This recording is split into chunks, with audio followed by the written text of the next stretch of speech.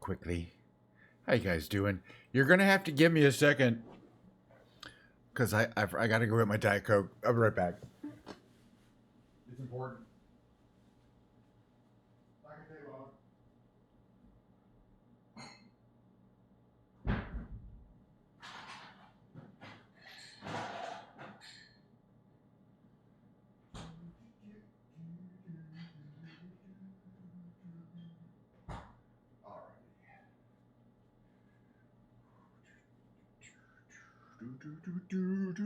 Where the heck am I? I know. Happy Saturday. Where the heck am I?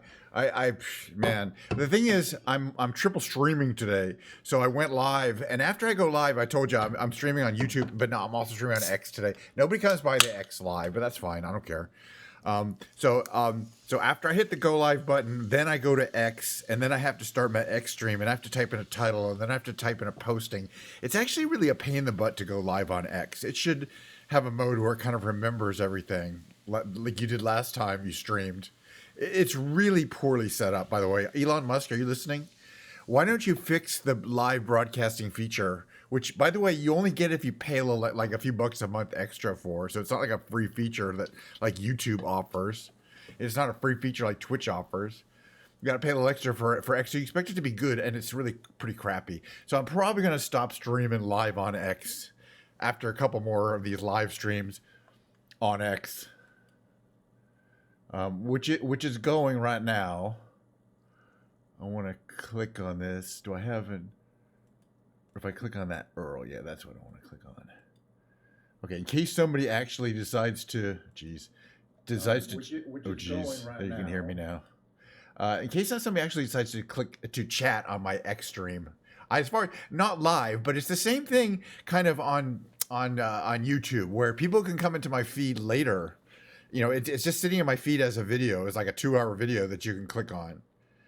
So that's the good thing, is that if somebody wanted to see what my stream is about, kind of on X, and they didn't want to leave the X platform, but they weren't going to watch me live, I've got some live streams that they can click on. So that's that's the only reason I'm doing it. No, but I'll get like 10 views after the fact. Yeah, it's Diet Coke. What did you think it was? But no, I just got to pour that. All right, so today we're going to fly around. We got Microsoft Flight Simulator 2020 loaded. Yesterday, 2024 was a wonky, and it put a little sour taste in my mouth for the 2024. Although, boy, when 2024 is running well, like those snowy Austrian valleys, it really is good, and it's smooth. It's a great experience. And then when it's running bad, you just have to restart it from the quit and restart it. Anyway, we're back in 2020 today. All right, let's talk a little about the stream. Today's stream will consist of, who knew, the exact same thing as every other of my 7,000 streams, a Diet Coke, but most importantly, the beautiful blue Bluetooth controller, which seems to be working pretty well these days. It hasn't caused a crash as far as I'm concerned in the last at least 2 months. I shouldn't say that, because, if I ever say, oh yeah, I bet there'll be no technical difficulties at all on today's stream. Never ever say that. You're tempting the gods. All right, let's move along and kind of see something from somewhere. Second half of the stream, we'll take a short break. It's going to be a 3-minute break or so. I'm going to bring my guitar. Today's Guitar Tech Day. The guitar of the day is, eventually I'm going to get through all of my 15 guitars, or 14 or so. Actually, well, whoever many. One of them's like nylon string. I got a 12-string acoustic. This is just my Slash model Les Paul. It's a really nice kind of flame red.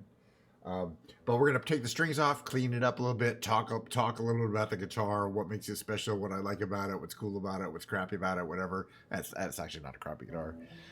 Clean it up with some Windex. It's got fingerprints all over it. We're gonna make it shine up like it just came new from the factory, because it's not scratched. It just got a lot of fingerprints and shit from me, just kind of like going like that all the time. That's fine.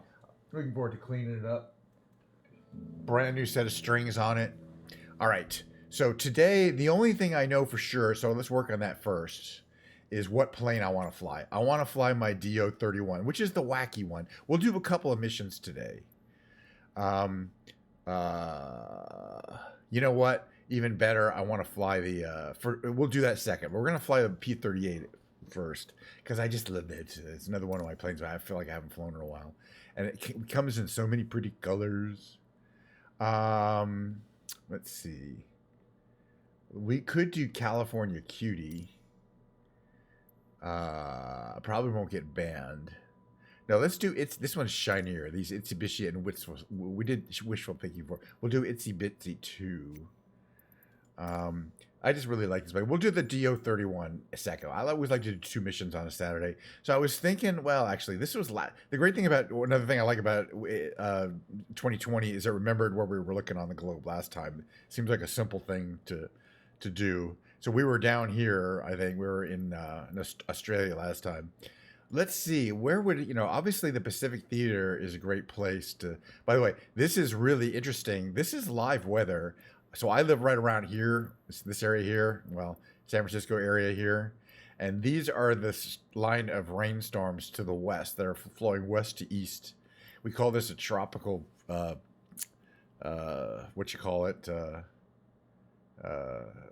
river. Atmospheric river.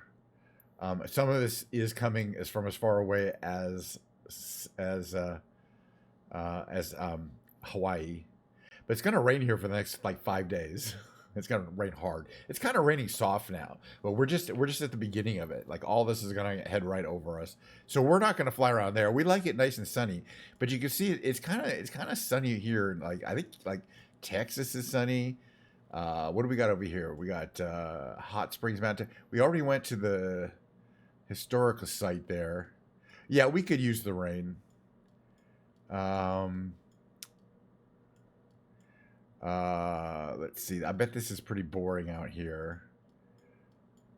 Let's go hit towards the coast here. That's a little more interesting.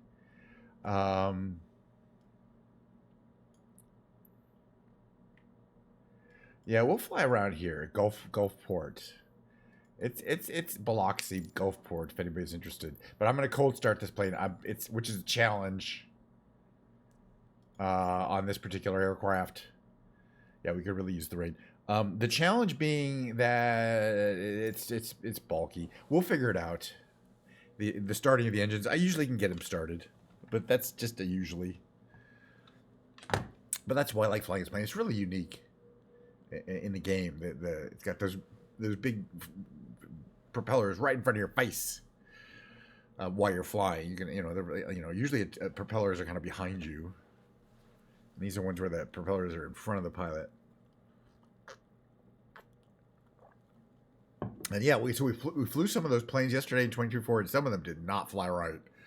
So that's for sure. Some of them seem to be fine. I wish they would figure out what are the differences in the plane models that make them just kind of weird and unworkable in 2024. Even though the planes kind of work right, and then some of them the engines won't fire up correctly. Or they'll fire up but they won't accelerate. So hopefully they'll get those things worked out pretty soon. So I don't know if I'm going to play 2024 that much until they come up with the next update. How is Mord? I've talked to her. Yeah, we talked about that today. I've been messaging her, DMing her a lot. She DM'd me. I've been DMing her. We have long DMs on Discord. So she's okay. Life is crazy. She understands that she hasn't been able to stream. She's like, well, I'm sorry you can't see my streams. I'm like, yeah, I can't see your streams, but also all of your North American audience, which is kind of the bulk of her audience. And all she's got to do is stream after 4 p.m. her time. I don't know. Again, she doesn't address it directly. However, she did give me some news, which is good. I think. Okay, does these all work? Okay, so throttle, can control that with one of my knobs here. This is going to be propeller. We can control that there, propeller. And then this is going to be mixture. So we set that up to here for starting. Okay. All right, both of your alternators need to go on. And we can close these guards here. Main battery is here. Yeah, so she might be getting her account restored, the financial part of her Twitch account restored.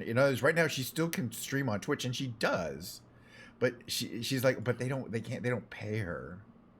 All right, let's open up the cockpit. Oh wait, okay, it's open. Check out the plane. We got Itsy Bitsy 2, and it's giving a obscene gesture to the viewer. Well, yeah, but she gave me an update today, which says that they're working on trying to verify. She got like thousands of these fake Prime subs, we call them. It's a long story, but there were probably a few real Prime subs mixed in there somewhere. And apparently they're trying to figure out which of the few, less than 1% of the subs are real Prime subs, so they could pay her for those, the $20, but they're not going to pay her for the fake ones. It's a long story. How did she get fake Prime subs on Twitch? Well, she must have had an employee of Twitch that didn't like her and kind of had a long game to get rid of her. This is a gorgeous plane. Let's see if we can start her up. Okay, where are we want to go here? All right, hold on a second here. All right, let's see. So these are on. Okay, those there. Okay, we've got to get the Magneto Master on and both Magnetos on. Okay, both Magnetos are on both. We got this over to here. I think there's some fuel pumps or something. Hold on a second here. I thought there were some fuel pumps. Here? No. This is good stuff. Okay. That is radio. Feather guard, don't care. Oh yeah, fuel pumps. Fuel pumps on. Wouldn't have gone very far without those. Those are emergency pumps. We don't need those. Oh yeah, the tanks though. They should be both on reserve. Perfect. Okay, that's for those. We should be able to start it. I think she'll come out okay. I mean, if she does start getting paid on Twitch again, it'll be a big deal. She gets some real money. Okay, so we're going to hold up 1,000, 2, 1,000, 1,000, 2, 1,000. Oh, yeah, we can start our Garmin going. All right. Hopefully that was enough priming. All right, so we're going to try to start that one, whatever that is. So you get the starter spinning around, let it spin up. You hear it spinning up, and then you engage it, and hopefully you'll catch. Get caught. Noise! I'm always impressed. All right, let's try the other engine. Crossed fingers. Hey, one started though. All right, so hold down this. You can't hear it very well, so you just got to know you got to hold this for about 6 seconds to fully engage the starter engine, but it's not engaged to the propeller yet. Okay, and then we engage it to the propeller. This is the one that's trickier to start. Starts right up, purring like a kitten.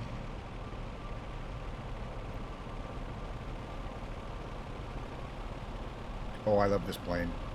Itsy bitsy too, and it's like written on. Okay, all right. So next thing we're gonna do is close the canopy. Close the canopy. Can we do that from here?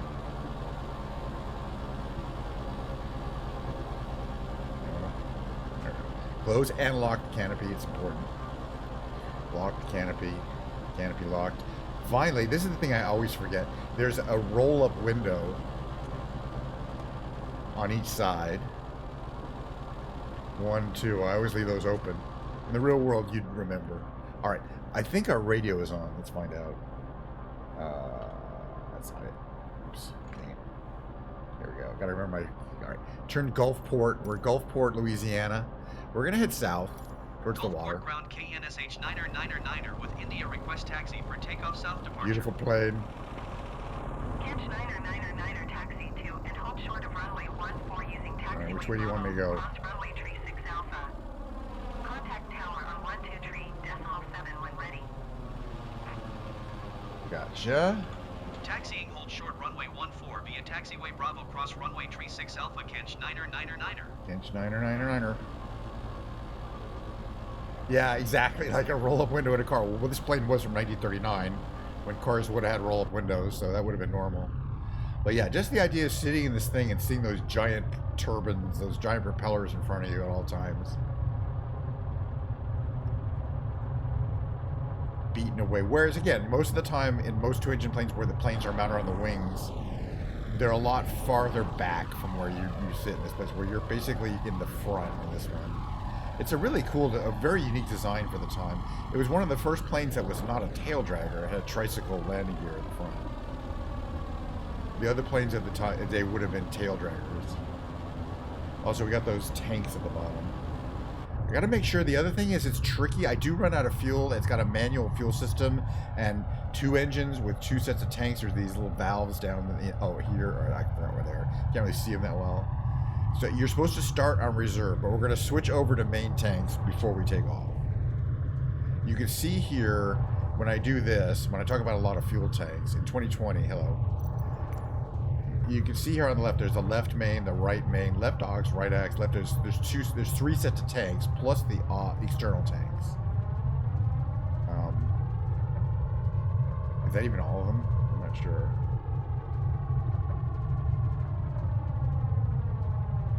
Where am I using fuel from? One of those I am.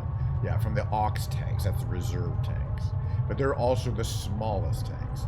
So we want to switch over to the main tanks, which we're going to do shortly. But we're going to do that before takeoff. It's part of the checklist you typically do.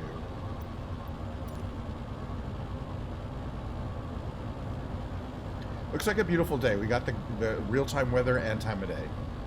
I'm going to double check that. But all right. Parking brake on.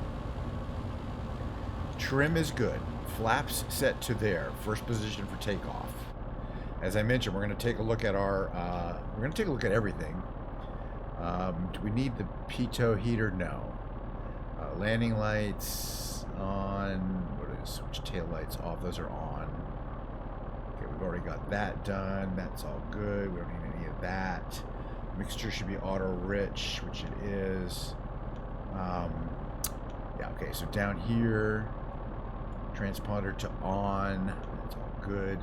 Yeah, the last thing you see here is the fuel, the fuel tank selectors. So you want to tank that to main and main. So this is left main and right main. Okay, good. Now we're set there. We're pretty much ready to go. Let's take off clearance. Let's fly around for a while. Niner at runway 14 ready for departure to the south. Departure to the south. They're departure to the south. I don't know why they won't put that comma in there. Cleared for takeoff runway 14. Yeah. Cleared for takeoff All right, runway 14. we're looking good. All the instruments are clean. Let's stay in the cockpit for this takeoff here. We're lined up on runway 14. As you can see here, we're going to advance the propeller and mixture all the way, and then slowly bring up the throttle. And shortly, you can see our airspeed coming up. We're over 120. That means we can just something about these planes. So sweet. Okay, gear up and bring our flaps to clean. Look at us just flying around, I think. Catch Niner, continue for south departure. Yeah, that means this way. All right, so now that we're off the ground, we're going to bring power down to decline from takeoff, which is here.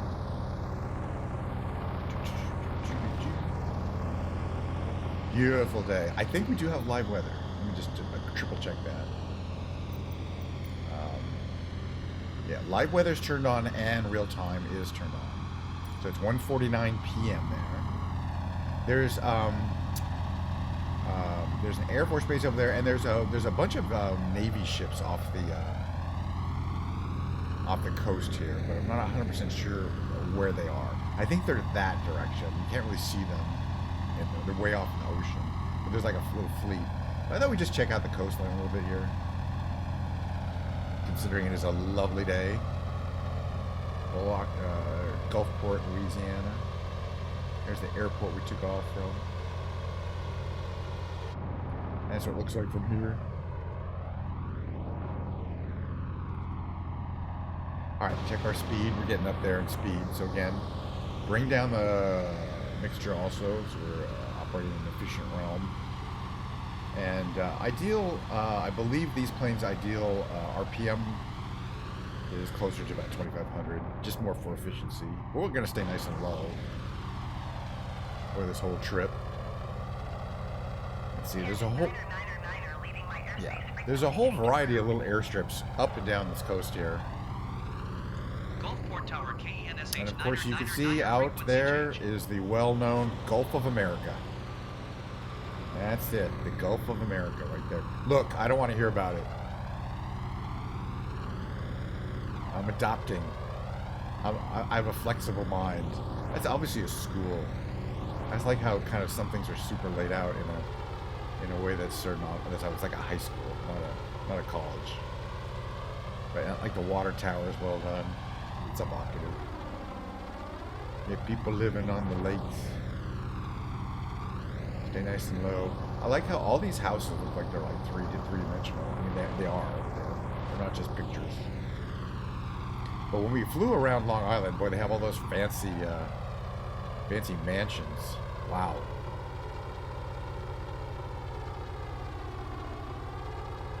The Gulf of Murica. It should be spelled Gulf of M-U-R-I-C-A-H. In the future. But when I take over the presidency, not only will it be Gulf of America, it's going to be Gulf of America. So I do anticipate your vote. You know, how much young? How many years? I'm like 13 years younger than our president. Okay, I'm a young boy compared to that guy. I do a lot of math to figure that one out. All right, let's head ahead. Yeah. Oh gosh, yes. I don't think my record as a smoking a lot of pot will eventually lead to any issues getting me elected. You know, not by the time, you know, it'll roll around. Hey, I mean, it's gotta, you know, everybody's gonna have to be president at some point.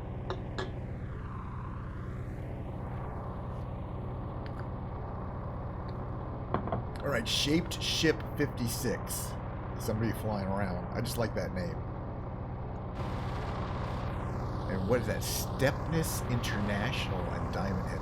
When I fly so it's International Airport, there must be some people. Oh, I like this whole, this is, we missed this area here. Let's check this out.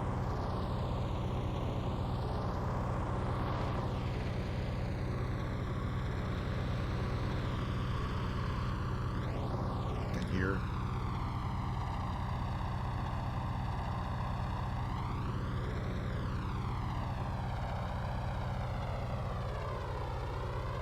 Like some of the houses are not fully, like most of them have some kind of structure.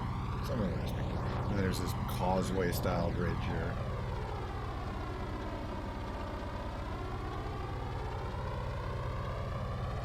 Pretty big bay in there. I don't know which bay it is.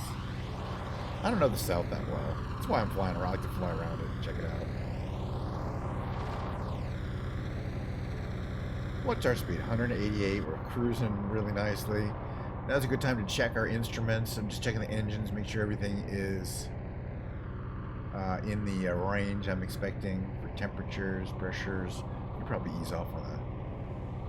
I'll be on auto lean. I'm gonna make sure it's auto lean perfect. Let's be there for the engines. It looks like you could set the mixtures in an analog fashion, but they're really stepping to different regimes. There's like a shopping mall? Sure. Well, as usual, in 2020, the version 2020, these planes sure fly nicely. I don't really have any problem flying around. Okay, so one thing we could do is notice there's those drop tanks there, which we don't need. So you turn these arms on, or arm the right. Make sure these are both lights are on. Okay, you're right. You need to bring this up again here. Your thingy. You got to bring the yoke up again. Where is it? Where's our flight yoke come out of?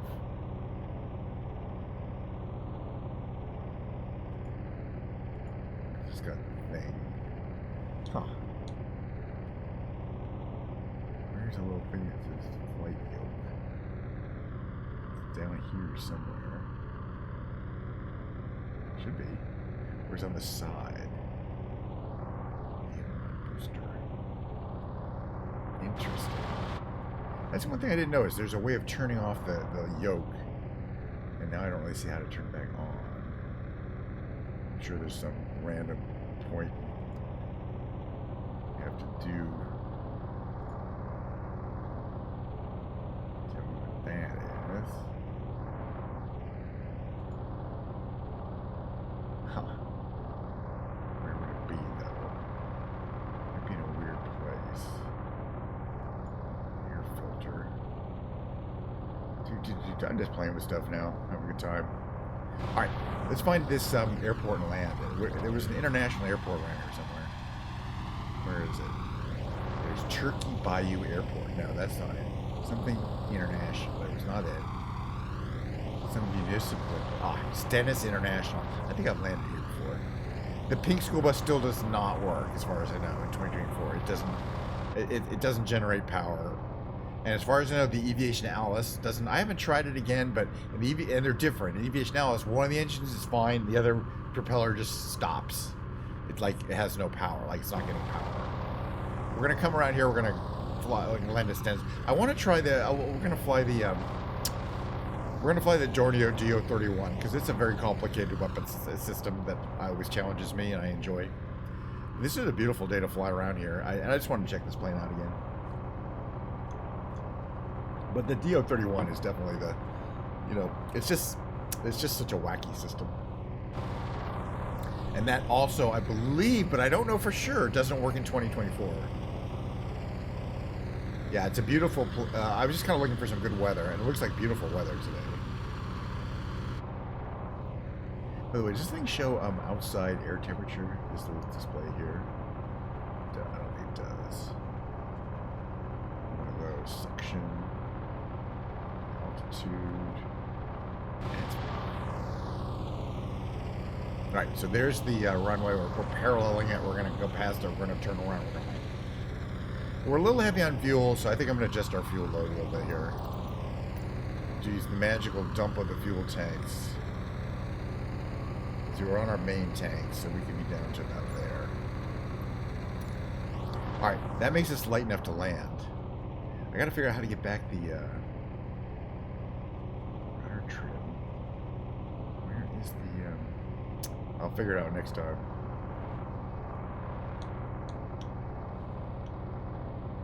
Alright, but we don't need it. Okay, where's this thing? Alright, so I have to adjust trim. You see, we're starting to get very nose light because we're lighter. So adjusting trim, make it negative so we're not so nose light. There we go. Okay, a little less speed there. Right, we're going to come around for our lineup here.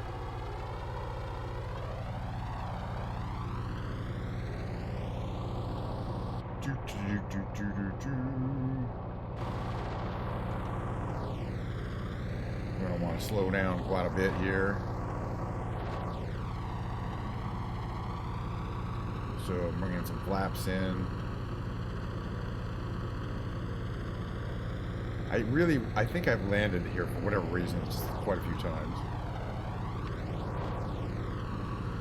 That shows the gear coming down right here. And it has that weird little stutter. I love that. Alright, so less power, a little less that. And, okay, speed 140. A little fast. It'll be fine. I don't think we've got speed brakes on this, do we?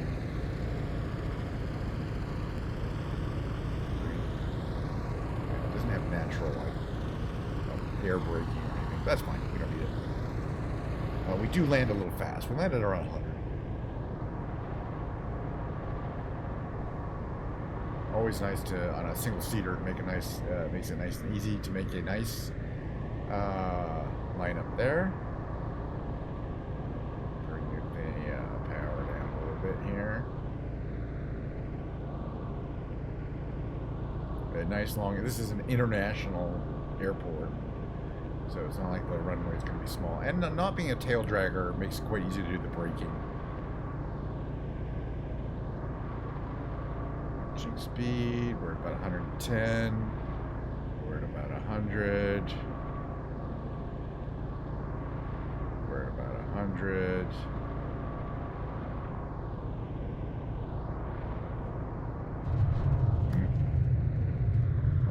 Rudder, right rudder there. You have to stay on the runway. So braking. We're on the runway. Very, very, you can barely tell we landed. As I would say, very soft. Oh my God, we got cheese here.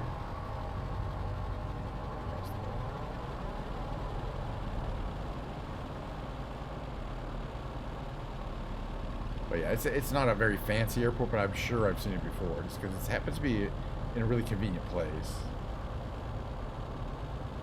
It's got a nice long runway. Check out the tower over here.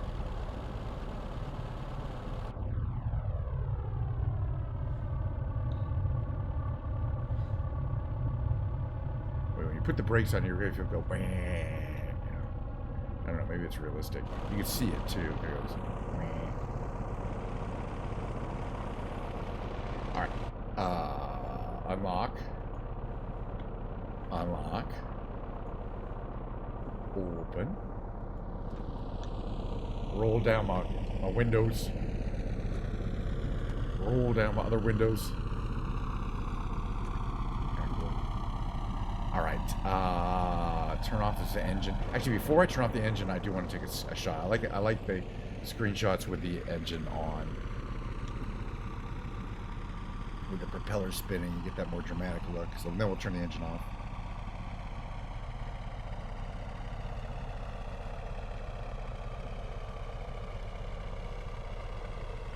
All right, do a little screenshot. We're gonna pick up the DO-31. Give me a sec. That was fun. All right, screenshot. All right, engine turn off. Open these.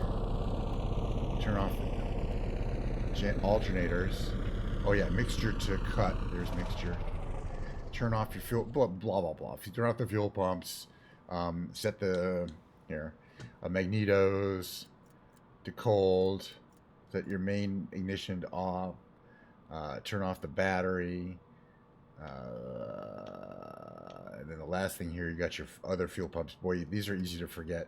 And the fuel tanks, you can set to off or drop off tank. That would be normally the refueling option. It's, just so that it's nice and ready to be refueled is typically how you leave these planes. What's this here? Air filter off. Okay, second flight coming up. We got plenty of time. I want to fly around for an hour, so we're even going to cold start the DO-31, I think. I don't know where though. I want to see. Did anybody try to talk to me on X? No. Nobody's trying to chat with me. Again, it's not really a platform that's X is not really a platform that's known for live streaming. So it's just sort of a curiosity. Again, I'm doing it as so that people on X can see what kind of content I do without having to leave the platform. I think I mentioned that already. All right, let's pick the plane I want to do. Aircraft selection. It's this wacky DO-31. We're gonna try some other planes in 2024 because there are a bunch that I still really haven't tried, like some of these quote unquote boring ones, and the helicopters. So there's a bunch of stuff to try, but I kind of want them to give them a chance to clean up their act a little bit. All right, so the DO-31, it really comes in boring, and super cool. And boring. Actually, these two, the green camouflage and the marine search and rescue, we'll do green camo. They're both pretty cool. Actually, we'll do olive green. That's the one we don't do that often. All right, aircraft selection. That's all good. Now, where are we going to go? Not in America. We're going to switch over to the European continent. There's so much to see. This game is a European game. Flying around these European cities is always always a trip. It's always a trip. Gosh, we've done these so many times though. All right, how about what's this here? So there's some castles to visit here. I think we've seen them, but I don't know. We're gonna depart from there. It's gonna be a cold start, so we're starting from the ramp. We're changing it to daytime. It's 9 p.m. over there. We're making the magical transformation of that. We're going to take off from here. We're going to head east, and we're going to see if we can check out these Detmold Princely Residence Castle and Herman's Denkmal, which I don't know what is, but it's very close to where we are. We just have to head east. All right, that sounds like a plan. But the first challenge is to cold start the 10 engined Dornier DO 10 jet engines. Count them. Dornier DO-31 experimental vertical, and it's just a crazy airplane, all right. And we have to reconfigure my throttle quadrant so that it will, which is right here. I don't know why I'm pointing that direction, right here. So that the three, we'll show that how it works. So we're in advanced mode, and then my 3 knobs control the 3 useful axes of control for this particular plane. So I've got it set up. I've got my my control set up for the DO31. This is to me, the DO31 is the height of Microsoft Flight Simulator technology, being able to simulate something that's such an unusual unusual flying platform. All right. So to perform a vertical takeoff landing, you'll need to assign throttle axis. This is basically saying you need to be in advanced mode. To be in advanced mode, there's only one way to do it, and that's to come over here, zoom way in, and say on. Okay, it was on. Good. It remembered it. Yes, so it's on. Perfect. Now I have to go here, go to controls. On my throttle, SciTech Pro throttle quadrant, we switch it from my throttle to Dornio DO31. We go apply and save and back. Now, what does that do? That allows me to, if you look at my center stick here, it allows me to do 3 separate kinds of controls. These are the throttles that control the 2 engines slung underneath the wings. Those are your main engines for cruise and thrust. This, or the second one here, this one control controls thrust to all 8 of the side engines in the nacelles. Well, I'll show you those in a second. Put those here for now. And this controls the thrust vector. So from here to there, and you'll be able to see, oh boy, we are stuck in the building here. We might have to do some slewing there. You can see, yeah, we're stuck in the chain link fence. That's cool. You can see these, you can't really see it from there. You see, okay, when I move this, those nozzles move, so that's thrust, forward thrust, and this is downward thrust, and you get anything in between. You get a 90-degree rotation. That's just from this analog control here. So for starting, you do there. Oh, cool. It says catch 9 or 9 on the back. Yeah, I'm in a fence. I don't know. Well, it's because this plane is too big for this. This is one of those glider airports, and you can tell because those are glider carriers. So this airport, I think, is intended for glider operations. We've been through a bunch of these. But what I'm going to do here is use the slew control, which is Y. So I'm going to move my plane, oops, to up. Well, it's like reversed. To an empty area of this field here before we try to start up. Hold on, we're almost there. Perfect. Perfect. That way we will not, you know, that's a more reasonable, rather than starting back there in that little corner and trying to get through those buildings. That's just a little cheat thing, but all right, let's start getting going here. All right, so these are going to be around there. Those are going to be around there. Okay, we got to get to, okay, that's all good. This is, we don't care about this. All right, we got to get all these fuel pumps on. Nope, that's not it. All these fuel pumps, and there's 1, 2, 3, 4, 5, 6, 7, 8, 9, 10 engines, 10 fuel pumps, and we want those to be on. We don't have to worry about the extinguishers. This is all good. That's the autopilot. It's crazy. This is the radio system, which we don't care about. But then above the radios here is the electrical power. So we're gonna go, let's see, battery on. Generator is reset. Okay, these can go on. We want to put our beacon lights on. Let's put these lights on too. Don't worry about the landing lights for now. Let's see. And we're ready to try to start the engine. So the engine start, it's a little interesting. You turn the master on, the ignition on, the starter on, but then you don't turn this fuel on, which is over here, right over here, it's running, that one, till this indicates 21% or 18%. All right, let's get it going. Master engine 1, ignition ender 1, and starter on engine 1. And then we're going to want to look at this knob over here, this thing over here. It's starting to move there, right in the middle there. And when it hits 20, we're going to turn on the fuel cutoff here, the left fuel cutoff switch. So we'll actually start sending fuel into the engine. Right, share. If we did it right, we should achieve ignition, and we should start to see the temperatures coming up in the left engine. Here we go, temperature coming up, left engine. Okay, so you can see the 8 engines on the side, they're ready to start, but they're not actually spinning up yet. But we'll start those too. But this left engine is starting to spin up there. The right engine is still sitting doing nothing. Let's let it spin up a bit here. Okay, once you can see the temperature starting to stabilize at about 470 degrees Celsius. That's the exhaust temperature.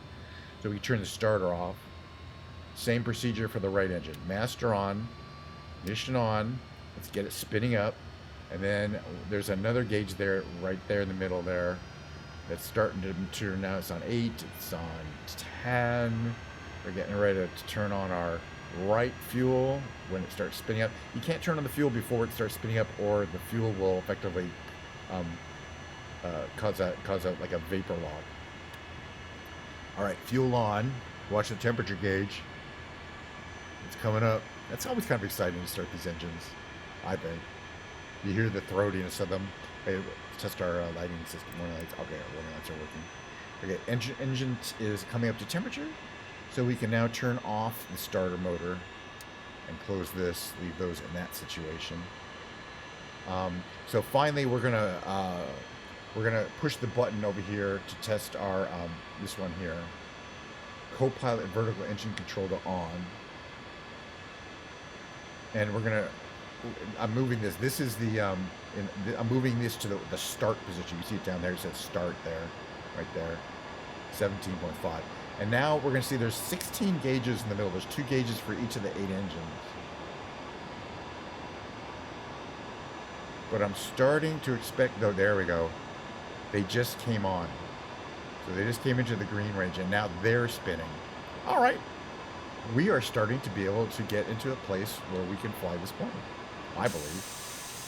Well, we've got all 10 engines are going. Let's call the wherever we are. Okay. We wanted to head east to find these points of interest, if you remember correctly. Echo Delta Lima Oscar traffic KENSH 9999er taking off runway 04 east departure. All right.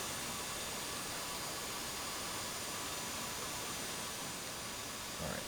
So can we turn? We can. Let's see that front wheel's turning. We're gonna head over here. Now this plane needs. I mean, we got 2,500 feet, but it needs practically nothing. That's what I mean by short takeoff and landing. Is because what we're gonna do is we're gonna move these like this, or these here like that. So they're gonna be providing vertical lift and forward lift, and we're gonna give full gun to those 8 engines on the side, and the plane just kind of goes, just kind of. It doesn't really take off like a regular plane. It doesn't take off like a helicopter either. It's not vertical. It does need some forward go. Where is our runway?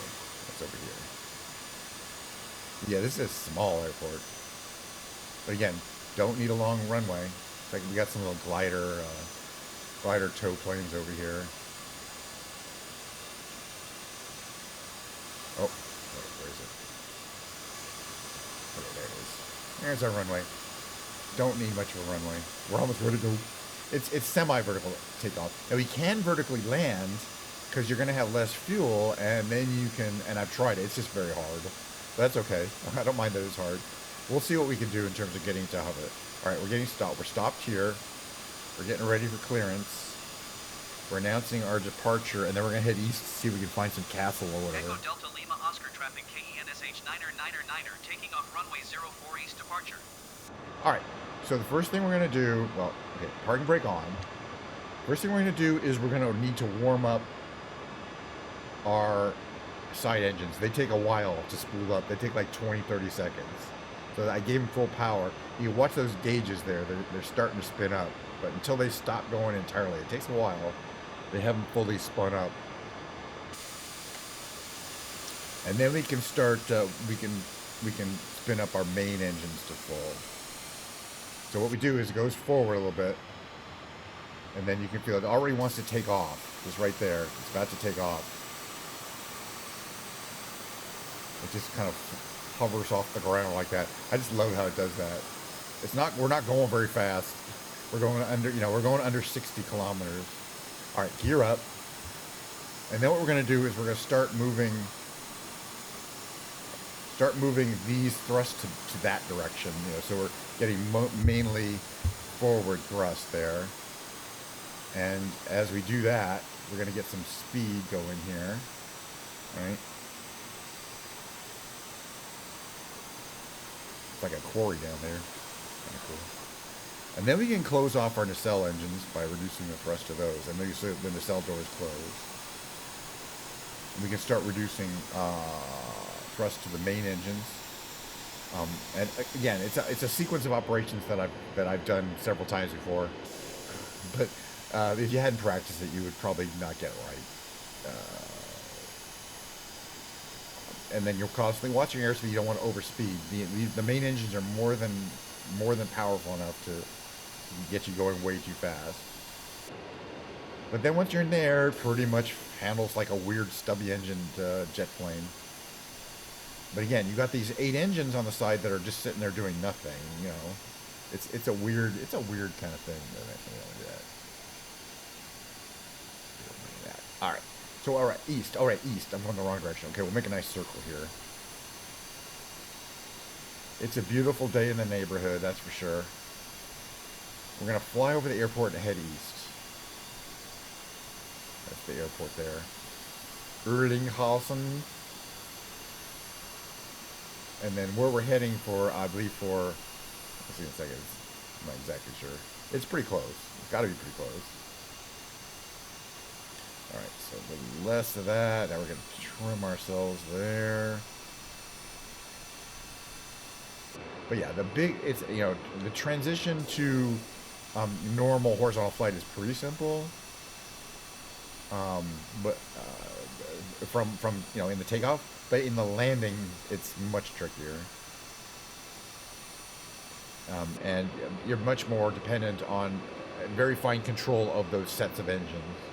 These sets of engines there. The 8 engines on the side versus the 2 engines that are slung underneath, and the position of those nacelles, the position of your thrust vectors. Okay, we're heading out. We're going nice and fast now. It does get moving, but we're gonna stay low so we can see some of these points of interest. This one, I think, has a big cargo ramp door in the back. I think. If I remember correctly. Oh yeah, it does. I don't remember how to open it right now. There's a switch up here somewhere. Or down here, cargo ramp door.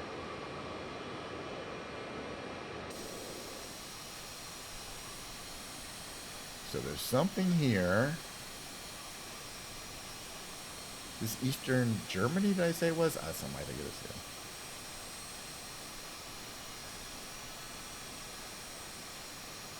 There's an airport there, but that's not what I'm looking at. I'm looking at something here. Oh, there's something there. Oh, yeah, I remember there was some kind of, some kind of tower or something. We'll check that out.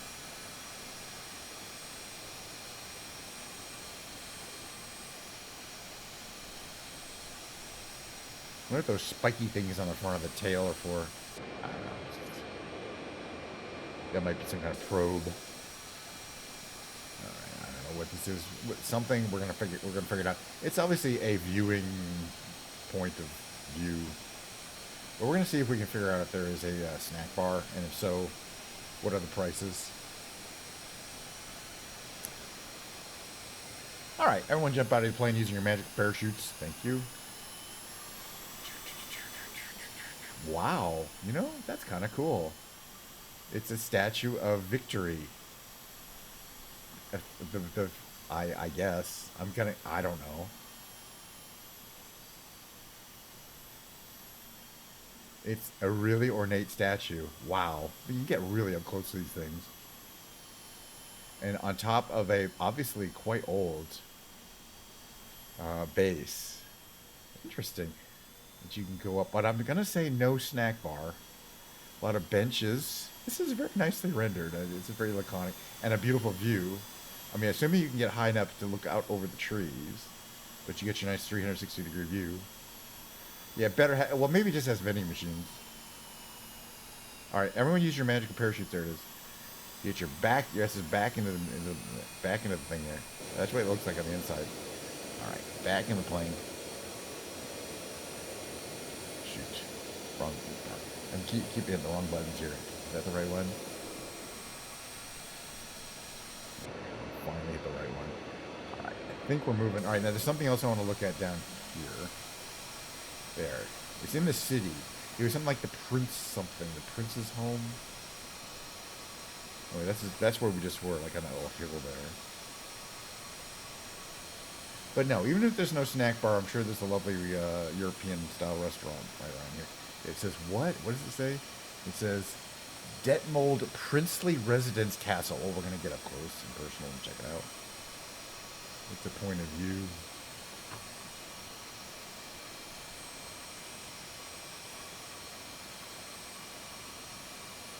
Looks nice. All right, let's check it out. All right, everybody jump out of the plane using your magical... Oops. Here we go. Out of the plane. Magical parachute. Where is it? Right below us? Oh, it's there. This is the Detmold Princely Residence. Now, it's got a classic moat, surrounded by a moat. That's cool. Looks like it's got like a garden there. Trees. This is the front of it. Again, they can go hog wild. I mean, from the air, you're never going to see all these details. Beautiful interior. Yeah, this looks like a princely house. That's for sure. That's a mansion. But it's not outrageous. This is a really nice house. And you can see what I would call a medieval city around it. All sorts of layers of protection, different water layers, like the way making the river go in a circle so that it protects you, that kind of thing. All right, where's our aeroplano? It's around here somewhere. I hear it.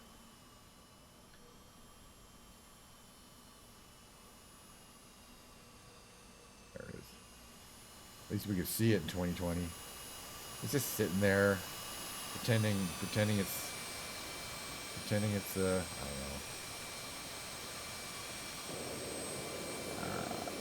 Moving right along. All right. So the next thing we're gonna do, this is beautiful, is I'm gonna fly over the city, and we're gonna try to do it as we're gonna pretend we're a helicopter as much as we can. Again, we're not a helicopter. We're not really a plane either. And I have been able to tuck this thing into some pretty tight spaces. But I think this is some good terrain to kind of hover over. Because it's got things of interest, but it's not, it's not like an urban center. All right, so how we're going to do this is, first thing we're going to do is I'm going to put my little flaps down full. And I'm going to start, I'm going to bring on my engines here, the Copilot vertical engine control on. And I'm going to bring those thrust nozzles to like there. And I'm going to start bringing the thrust of those engines up. Full thrust to the side engines, because you need those or you won't be able to maintain any kind of attitude. And then we're going to start heading down. Again, I'm going to make these nozzles go 90 degrees down, so we don't have any forward thrust now. All of our thrust is downwards, and you can hear those side engines really working. So now I can control my altitude, vertical speed, using the wing engines. So less power to the wing engines, and I can start coming down, which I want to do. Actually, less power to the side engines too. There we go. We'll see if we can kind of hover around that princely castle.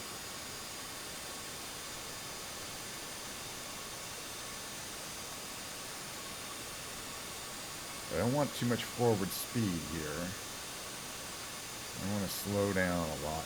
The other thing you can start doing is you can use your rudder system to make like real abrupt changes, because you're not going very fast. Okay, we want to get the nose up as high as we can. At this point. There we go. There we go. That'll slow us down. Oh, we watch our vertical speed very carefully. But I can't seem to get my forward speed down to 0 like I really want.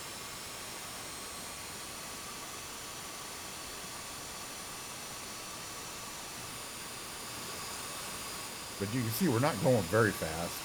And I'm pulling the stick all the way back. And one thing I can do is kind of turn. You want to maintain your wings level. You don't want to, because when your wings aren't level, oops, we're gonna need power here. I got it, we're fine. When wings aren't level, you're not producing any downward thrusts to keep the plane up. I'm trying to do this. This is exactly what I want to do here.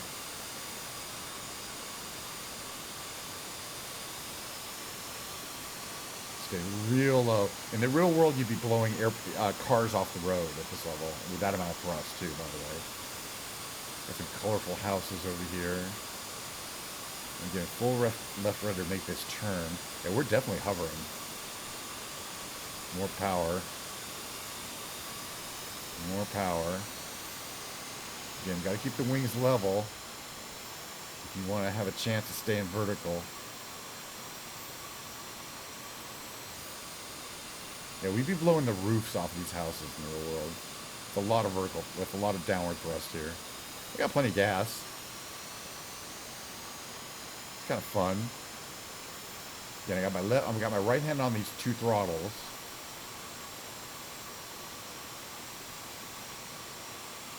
And my left hand on the stick there.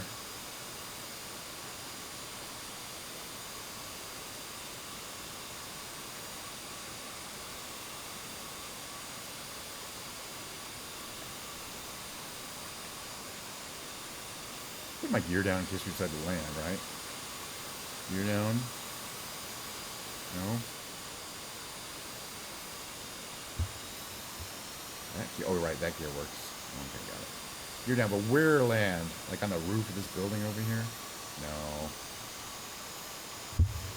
I don't care, but there has to be some kind of flat area somewhere. It's very unusual for me to successfully kind of get this plane into a nice hover like this. So I'm kind of just enjoying it. But it's not necessarily that easy to control. I don't know if it'll let you land on a nice flat building. Let's find out. Roof.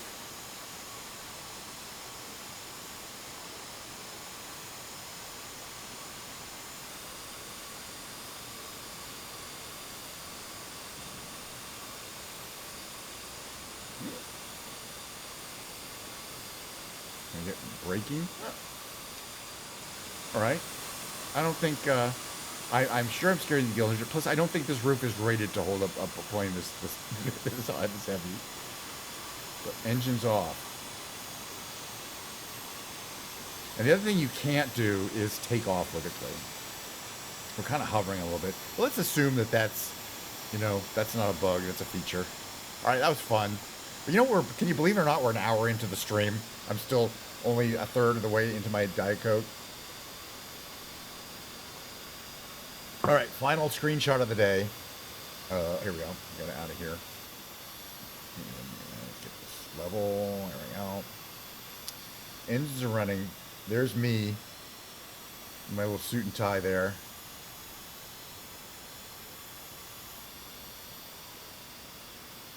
It's a cool looking front.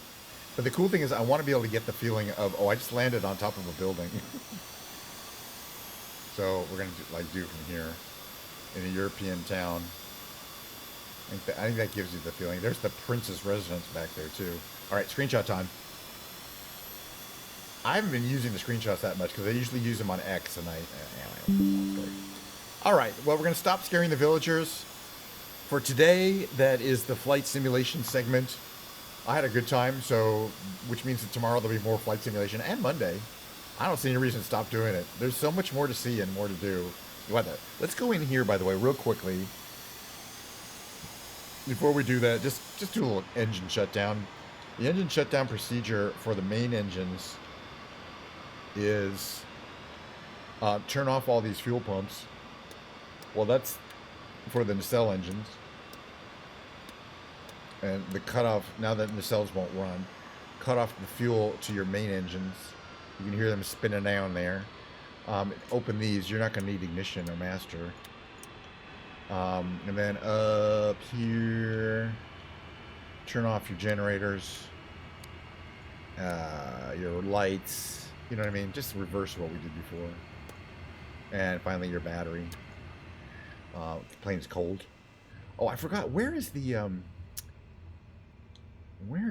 door? There's a door. I think we can still operate it. There's a door. I think it's on the side panel here.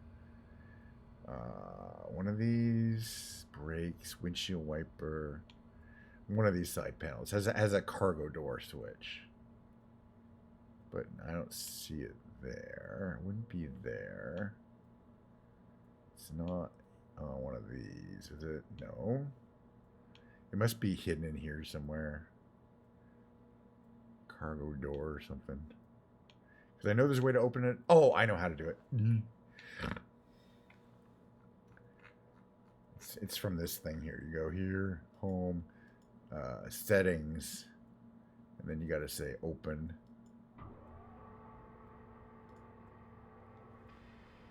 And then your cargo door will open, which is pretty cool.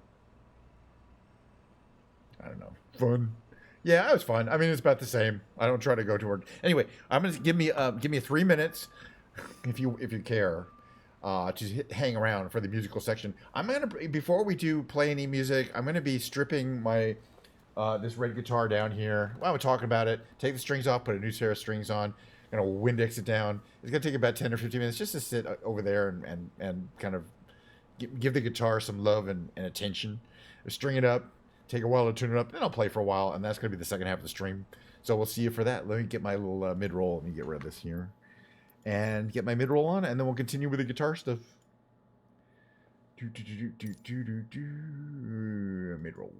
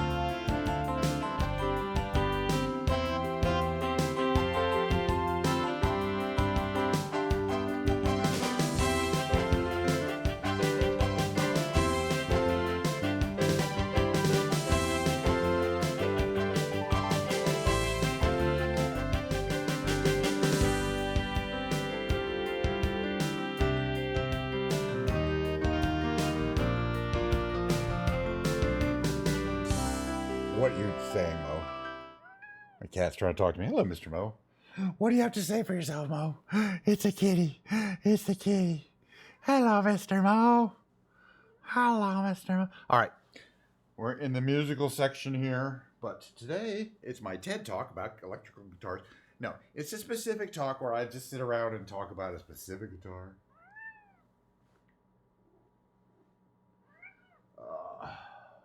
Okay. Mo, what do you have to say for yourself?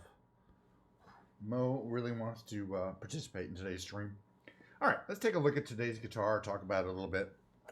I have like roughly 15 of these little guitars, not electric guitars. Some of them are acoustic. So I have a nylon string acoustic. I got an acoustic 6-string somewhere. I got a bunch of electric 6-string guitars. I got a 12-string acoustic. We're going to get into, this is a Epiphone, it says right up here, / model Les Paul guitar. The finished color of this guitar is called Rosa Corso, which is Italian for race course. But specifically, Rosa Corso is a red color that was used in Italian cars, racing cars. So this is effectively a racing red kind of color, but it's got beautiful flaming. It's very dimensional.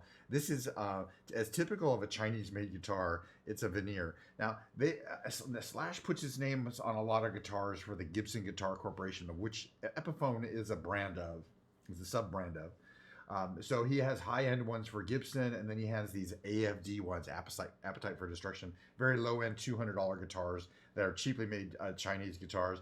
These are Chinese versions of the high-end Gibson ones.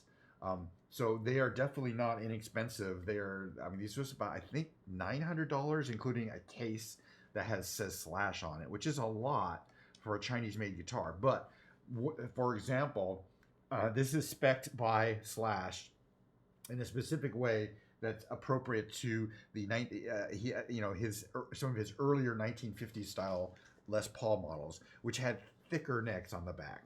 Okay, this has got a thick neck on the back. It's quite hefty. Some people call it a baseball back neck. It's a thick neck. I like it, but if you have small hands, this guitar is not for you. Do not get it. The other thing is these pickups are the Seymour Duncan APS2 or whatever, the Slash designed pickups that they made specifically for him and for this guitar.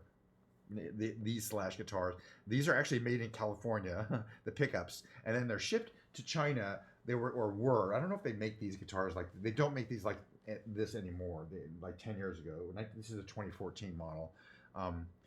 So they shipped them from California to China, where they were, where they built these guitars. Okay, look, the Chinese Epiphone factory is actually owned by Gibson. It's not an independent contractor. So they make them. So they make them to their specifications, and they did a really good job. There's a whole bunch of little details on this guitar that are really kind of cool. Let me get this. That are, besides the beautiful finish, these are called short post tuners.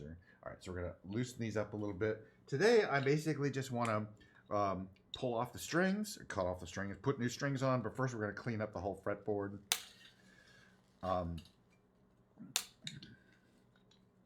Clean up the body. It's always like dirt. There's a lot of fingerprints on the body. It's always easiest to take care of that. And the strings are off.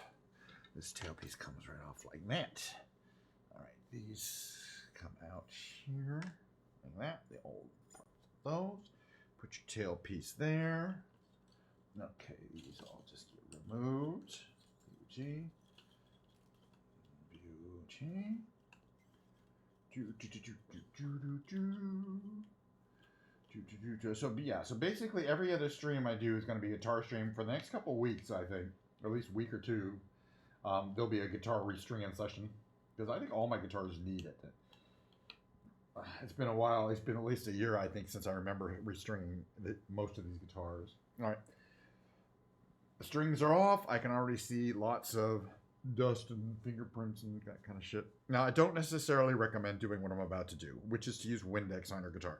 It can dry out a fingerboard, and if you have a nitrocellulose finish, it can hurt the finish. This is a polyurethane finish. It means it's hard as a rock. There's nothing that's going to hurt it. So if our poly finish like this, yeah, you can Windex the living crap out of it. I don't put Windex on the right on it. Oh, you can really see it pulling the just doing a beautiful job pulling the fingerprints, all the little fingerprints and marks right off this body here. It's shining up really nice. It's gonna be all pretty. Get all the little metal parts shined up. I don't like to mess with. Make sure I keep the same height adjustment there. I don't want to mess with that. Get in between these. Well, these are all off anyway. I can already see like some dirt, a lot of brown stuff coming off there. You can't really see on the body, but it is there. Just from sitting outside and me touching it all the time. Okay, that's coming along. Very nice. Okay, so we're gonna do the front. I hope that's like that. We'll readjust it if necessary. Height adjustment there. Okay, a little more of this on the back and sides. And then I'll be ready to restring it. I don't want to spend a million years cleaning up. It's not really dirty for one thing, but I can always, parts that aren't underneath the strings, easy enough to clean up. But we're going to do the fretboard here real quick.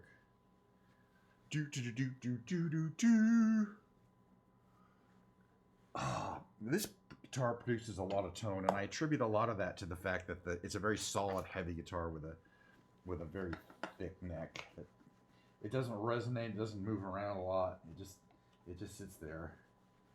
And okay, as you can always see, this is not moisturizing the fretboard, but it's cleaning it up. It's drying it out, but that's fine. And we'll have some nice shiny frets here.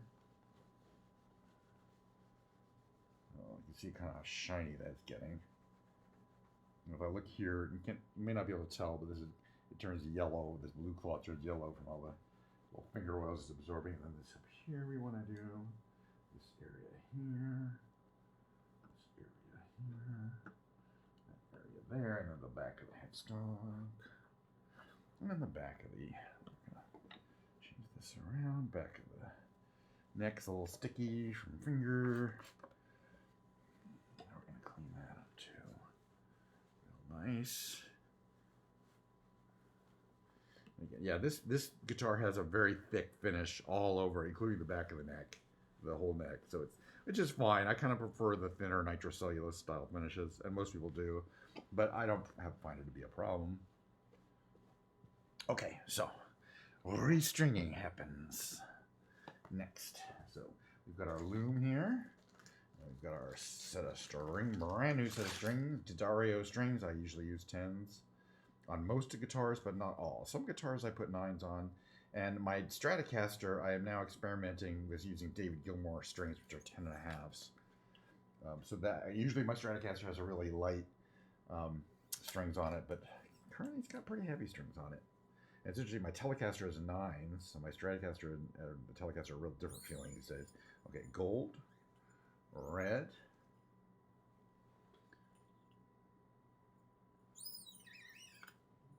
this kind of black one here.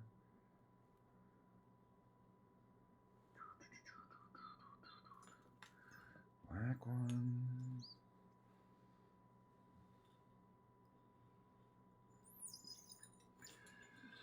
Greenish one. Purple one.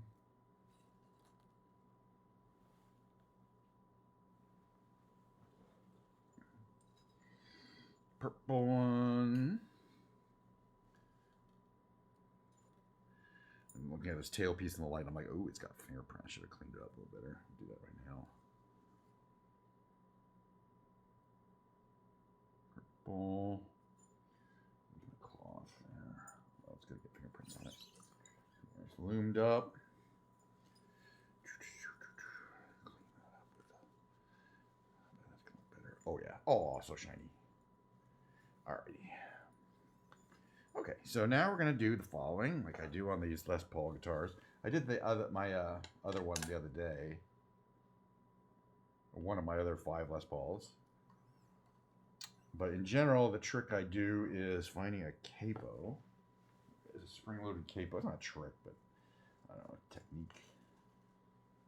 And just holding the strings down using this spring-loaded capo temporarily. so they don't go flying all around the place. Okay, so if you guys remember, what I do is for these, especially for these guitars that don't have locking tuners, is called a pre-cut and crimp method, which I will show you. The pre-cut and crimp method.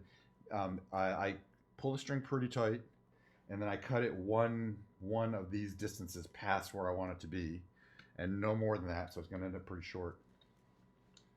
I don't want it to wrap too many times. So right there should be plenty. Now that's the cut. It's cut and pre-crimp. So the pre-crimp is this. Hold this in here, put that much of it in there, and then put a 90-degree bend in it. Then we put it in here. Just take my glasses off for this whole segment. Okay, that goes in here. Saw, perfecto. And then we simply and effectively put it on while using the correct amount of pressure on with my thumb and forefinger on left side to make sure that it wraps nicely and doesn't pull out of its little slot. But now you can see it's going to wrap perfectly. No. Take it back. Hold on. This one's too low.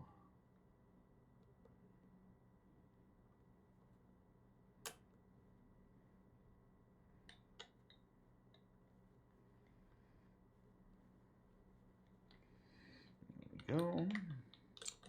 That'll be perfect. Okay, boom. All right, number 2. These early ones are always easy. Just make sure everything's going over the string saddles correctly. Okay, this one goes into this one, so I want to cut it that there. Right here, we're gonna cut it right here. And you only get one chance to cut it. If you mess up the cut, you're screwed. Well, I have other strings. Okay, cut, pre-crimp. You got to do the exact right amount for the pre-crimp so that it doesn't stick out, but you need enough that it will grip. I've learned that over time. Okay, these go here. This is going to go in like that. Perfecto. Down like that, and then use your tool. Without this tool, it's really hard, by the way. You think it's just a convenience tool, but it's really hard to get them to wrap correctly. There we go. Put that in there. It's number 2 is down. Number 3 is next. Okay, so for this one, we're putting in here. We're measuring to the top of the little headstock here. I mean, it doesn't have to be perfect, but from there to there is where I want to cut. So cut using this tool here. There. This goes here. Pre-crimp. Crimp 90 degrees. Place in your hole. Like that. There we go. Take your tool and notice kind of how I'm placing my finger there. Put pressure on it. Not too much pressure. Too much pressure and it will pull that little string right out. Not enough pressure and it will kind of not seat properly and just kind of fly all over. Put that in there. Very good. That seems to be number 3. Okay, this is all settled in, right? Nice. Okay, there we go. So let's do number 4. Okay. Where is number 4? Number 4 is here. Right. Okay, number 4. All right, same thing. We're going to measure to the end of the headstock here. We're going to cut it right here.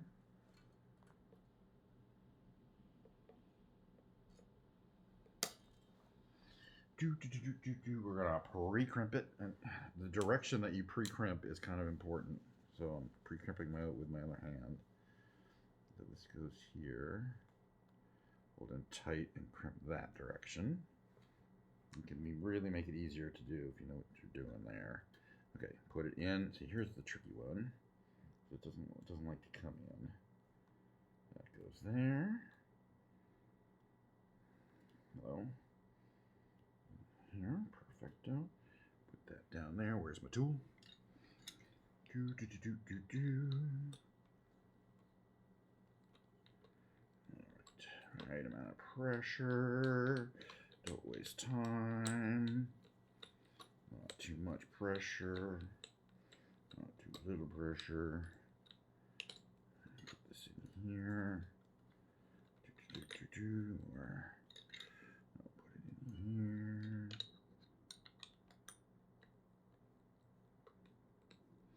There we go. All right, how are these coming along here? Very good. All right. Number 5 is coming along next. Very good. All right, so this one's going to go into here, so I measure to here, and here's where I'm going to cut it.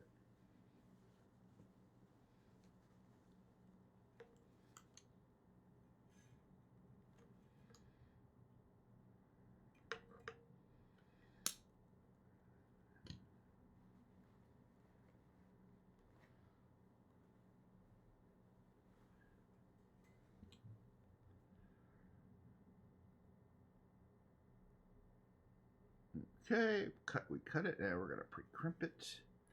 Hopefully that's kind of the right direction. That kind of is. All right, where's this hole here? There's the hole that direction. Okay, place my finger there to give it the pressure.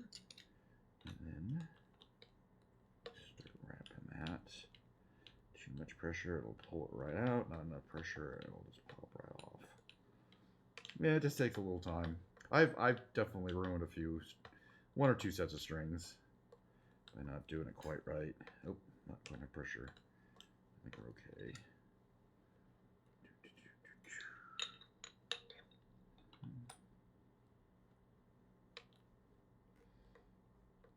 There we go. Seems to be holding. Is it on the saddle? It is. And behind me, oh, I'm excited. New strings are always exciting for me. Even though it takes a while to tune them up. Stretch them out. Okay, this one's going in here. So I'm measuring it, pulling it tight, making sure it's on the saddle. Okay, so we're gonna cut it right here where my fingers are. And then trim that bad boy. Cut it where my fingers are. And then pre-crimp it. Pre-crimp it again. I want to left-handed pre-crimp it so that it's the correct direction. And again, why do I do it this way? Because I don't like little sharp things sticking out from the end. And I just like it to look good, but mainly I'm just kind of anal about how I like how my strings to look. Most people don't do it this way, and I don't blame them. But if you buy a guitar from the store, it's probably been it's at the factory. They probably did this method. Okay, that goes there. Where's the tool? This one's gonna be a little tricky because I've got this arranged, but I think it'll start pulling around and not pull out. Let's find out.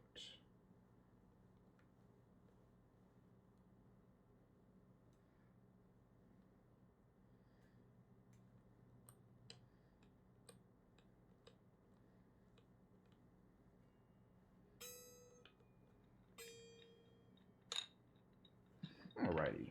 Now let's take a look at our handiwork a little bit. Oop, not in the saddle. Ooh, I almost cut the string. Loosen that up. It's fine. It's fine. Alright. Alright, so we're gonna do a preliminary tune. We're gonna start see if we can get these all kind of energized. It's gonna sound good, I think.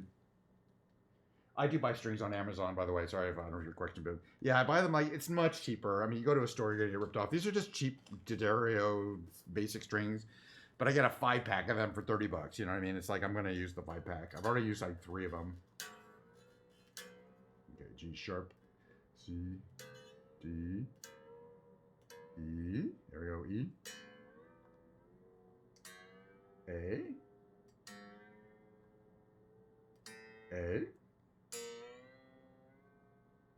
D,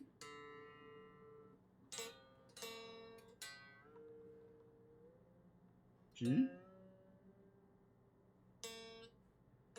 B, B, and E, E, E. All right. E. I gotta check my height because I may have adjusted the tailpiece a little bit. But actually, well, the bridge is the height, so well, it should be fine. I'm gonna double check it though. D. We're gonna stretch these out. I'm still just turning them in initially.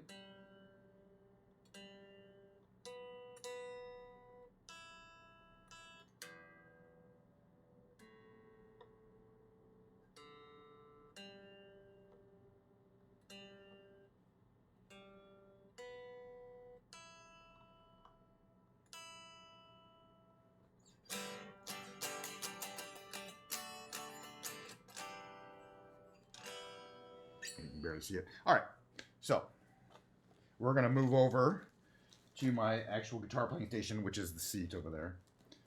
And I'm gonna tune it up further. We'll plug it into the amplifier. You'll be able to hear it actually amplified now.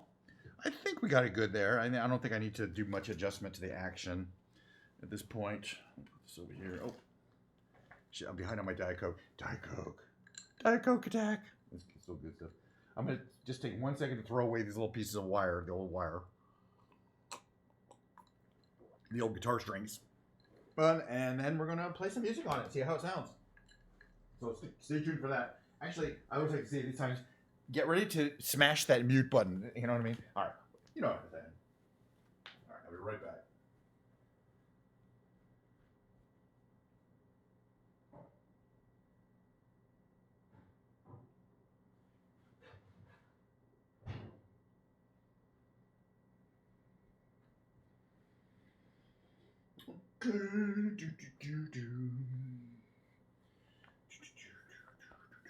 It's a very red guitar. All right, I'm gonna put this here.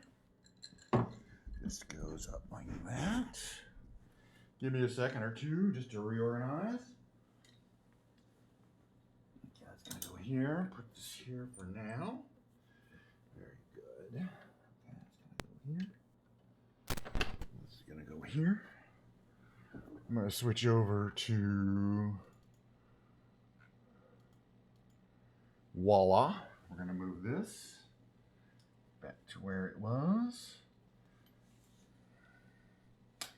Excuse me, moving the camera around. Oops. Hello. Like there-ish. I'm gonna turn this light off. Turn that off. Okay. Things are coming along. Yeah, I buy almost everything on Amazon. I think I probably... Actually, this guitar I don't think I bought on Amazon.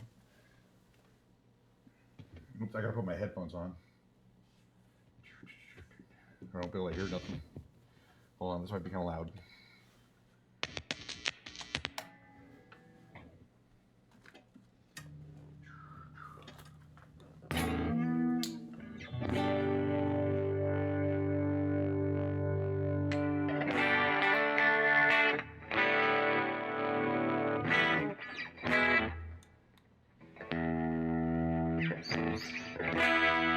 Not tuned up. Alrighty, let's see. First, where do I put this here? Like that, kind of.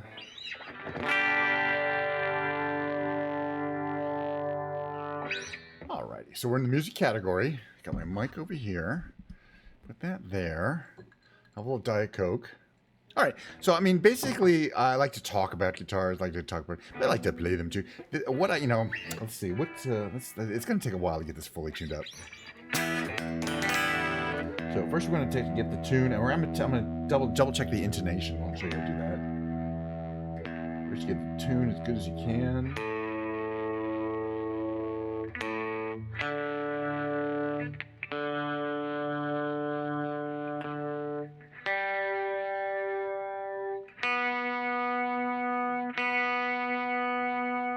Sings falsetto.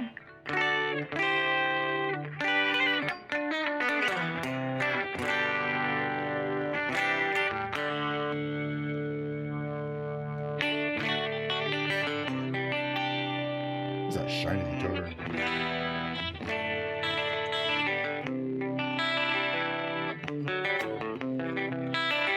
Okay, so first get the main tune, and then what I'm gonna do is check the tune on the octave. Perfect. Very nice. Nice. I like it. A little sharp. A little sharp. Could be adjusted.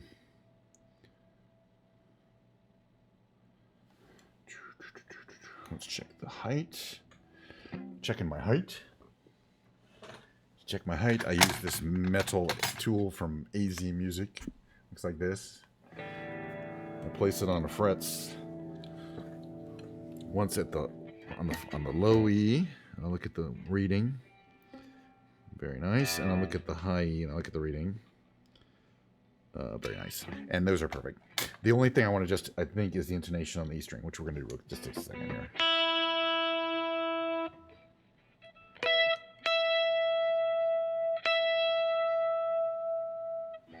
It's just a tad high. All we need is a little scooper. First, we're going to detune this a little bit.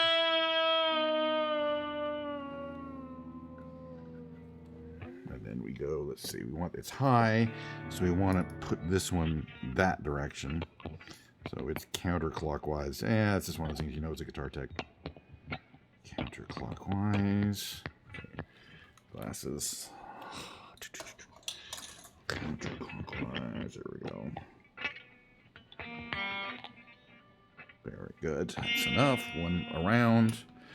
It was more than enough. Put that in there. Check it. Let's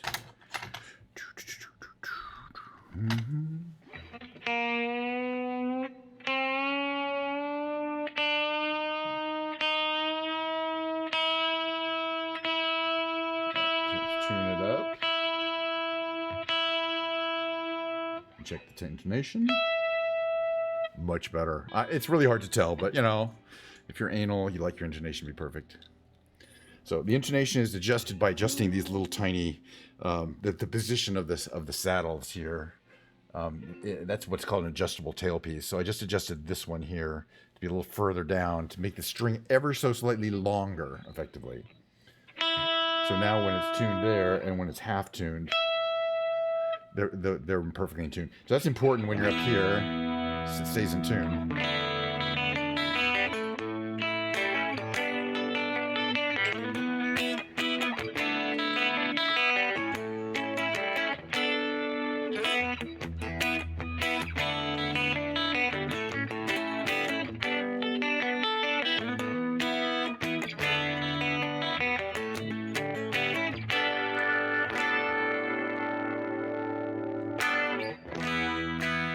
These pickups don't have a lot of output. They're kind of mellow, but which means you can always give them a bump in the EQ. You kind of have to EQ them a little different. I initially would help. I just feel just very smooth,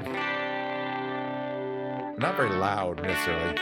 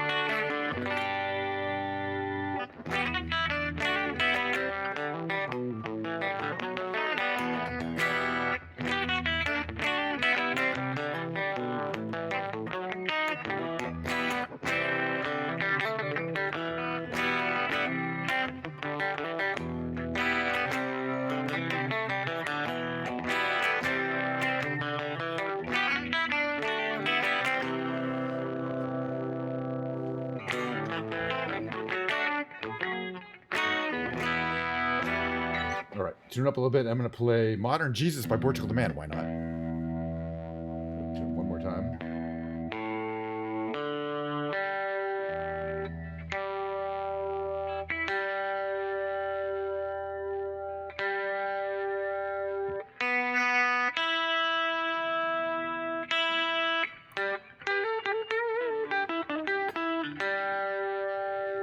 Alrighty.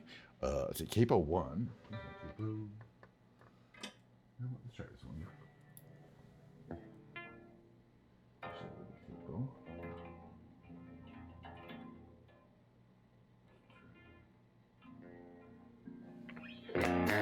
Okay. Modern Jesus. I hope I remember the lyrics. Doesn't matter.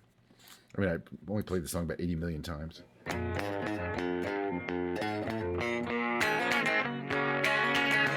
Well, that capo is not good. Let's try this one. You know, not all capos work with this really thick neck. They give too much pressure. That's better.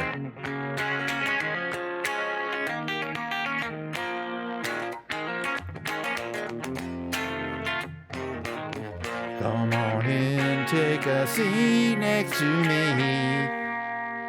You know we got what you need. We may be liars preaching to choirs, but we can sell your dreams. You don't need sympathy, they got a pill for everything.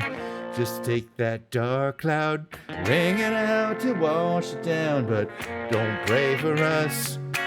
We don't need no minor Jesus to roll with us. Only rule we need is never giving up. The only faith we have is faith in us.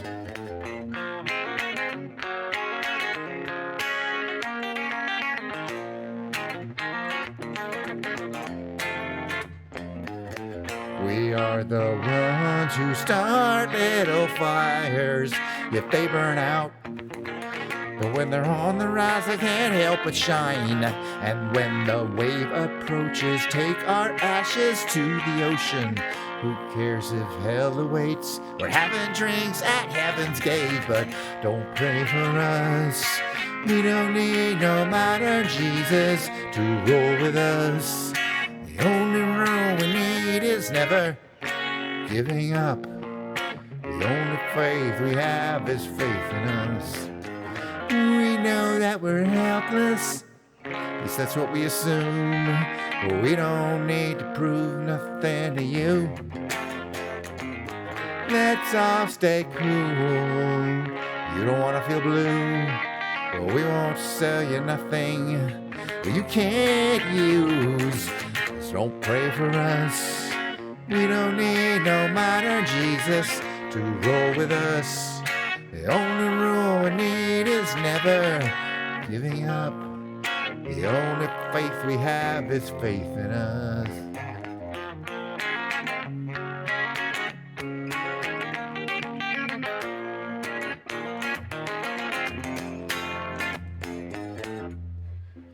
Okay, I want to tune. I got brand new strings. Yeah, they're already starting to sag a bit.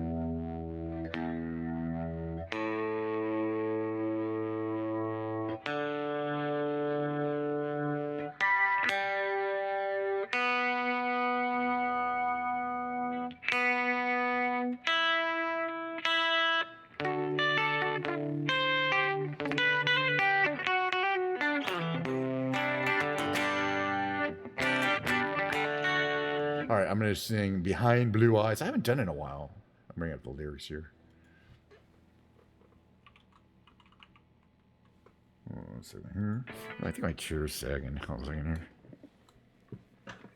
Yeah, there we go. A little further up there. Do-do-do. I think that's...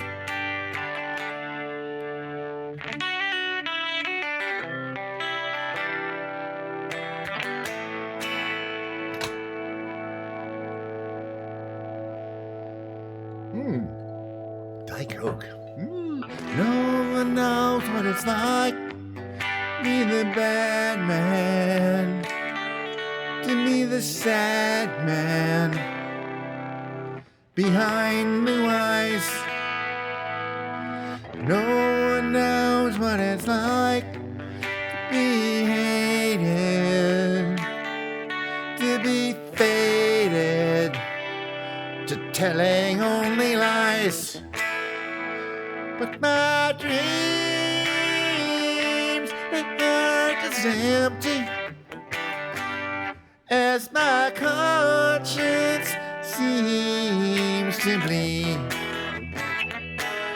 I have hours only lonely.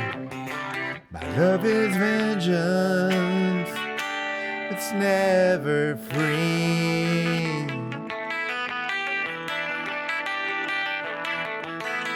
No one knows what it's like, feel these feelings like I do, and I blame you. No one bites back as hard on their anger. None of my pain and woe can't show through. But my dreams, their heart is empty, as my conscience seems to be. I have hours only lonely. My love is vengeance, it's never free.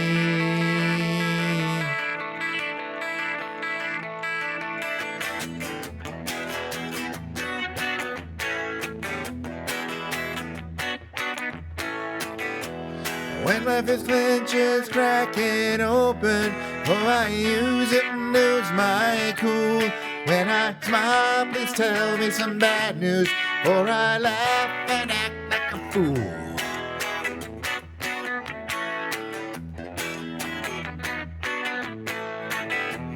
If I swallow anything evil, put your finger down my throat. When I shiver, please give me a blanket. Keep me warm, let me wear your coat.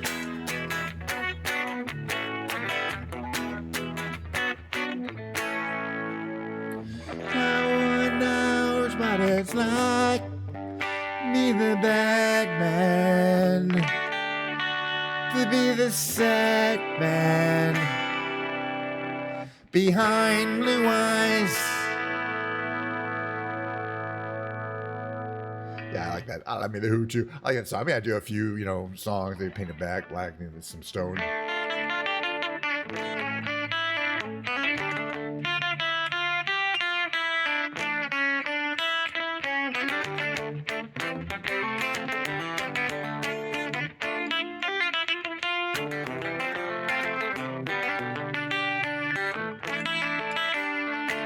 All right, but I don't want to download that song.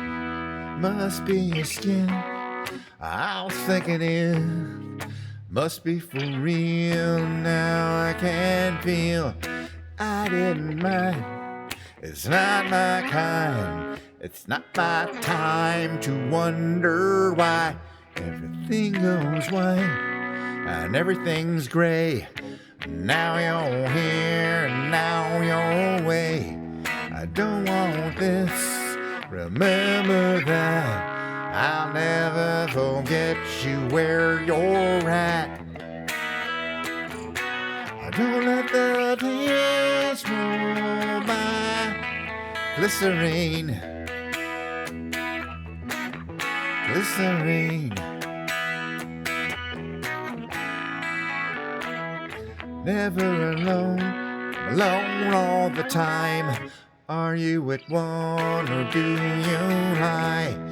Live in a wheel where everyone steals, but when we rise it's like strawberry fields. If I treated you bad, you bruised my face. Couldn't love you anymore, you got a beautiful taste. Don't let the days roll by. Look at how easy on you. I couldn't change so I wanted to. Or should I be easier by 3? Our old friends Fear and you and me.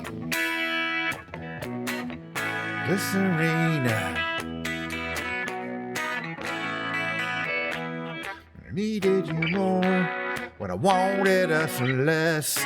Could not kiss, just regress.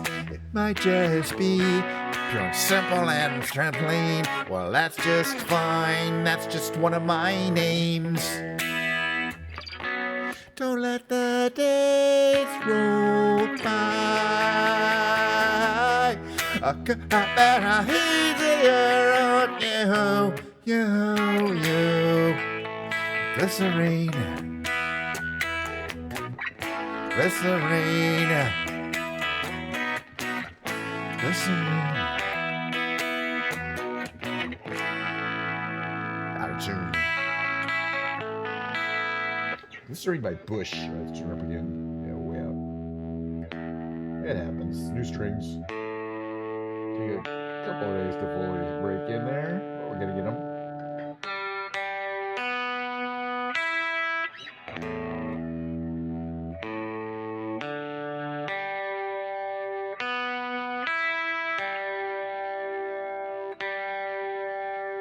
Alrighty, much better. Okay, we're going to go to the karaoke segment, which I'm going to play along guitar and sing along to some my favorite karaoke songs by REM. So by all means, get ready to smash that that mute button, or just the off button on your computer. Hey, if you accidentally hear some of what I'm about to do, by all means, don't feel ashamed. Just pull the plug out of the back of your PC. It's not going to harm anything, And you don't want to risk actually hearing me do any of this. Trust me, it's just for my own personal edification. Okay. But, hey, if you happen to watch any of this, all right, we're going to move this here, pause that, go over here. Boy, I got my reverb on, which I need. What's the volume too much? There's good. Oops. And I didn't change it over. We'll fix it. It sounded kind of tinny there. I can fix that.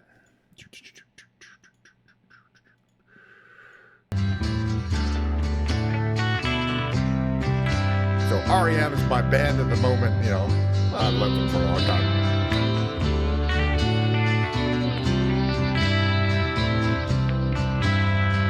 Walk the hoop, we'll let the game of life. Andy Kaufman in the wrestling match. Monopoly 21, checkers and chess. Mr. Fred Blassie in a breakfast mess. Let's play Twister, let's play Risk. See you in heaven if you make the list.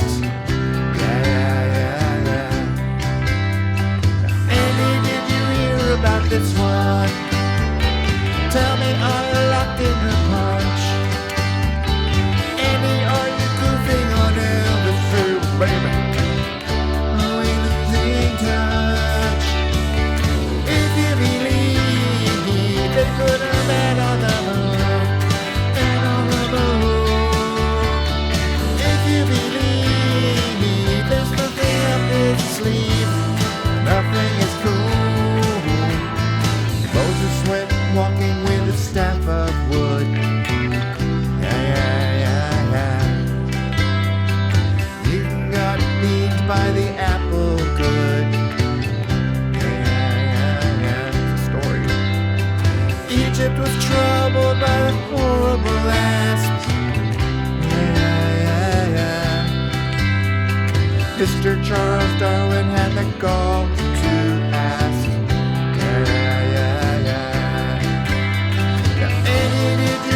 About this one, tell me, are you locked in a punch? Any are you goofing on Elvis? Hey, baby, are you having fun? If you believe they put a man on the moon, on the moon. If you believe there's nothing up his sleeve, nothing is cool.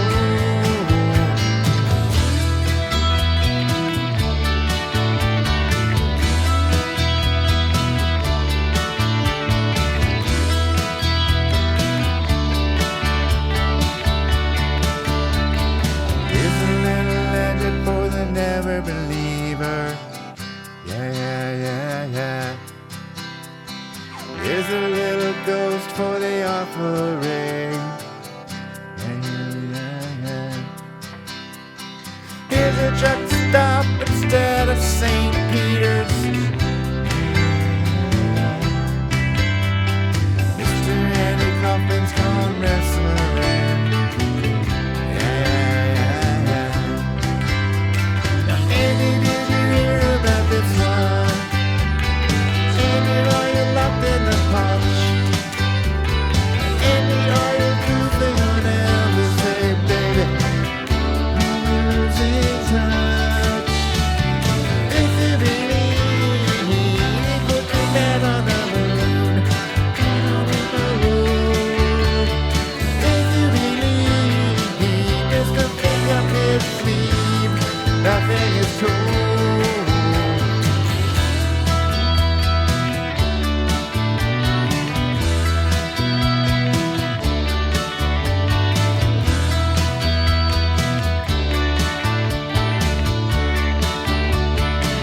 If you believe they put a man on the moon, man on the moon. If you believe there's nothing up his sleeve, nothing is cool. If you believe they put the man on the moon, man on the moon. If you believe there's nothing up his sleeve, nothing is cool. If you believe they put the man on the moon, man on the moon. If you believe there's nothing up his sleeve, nothing is cool.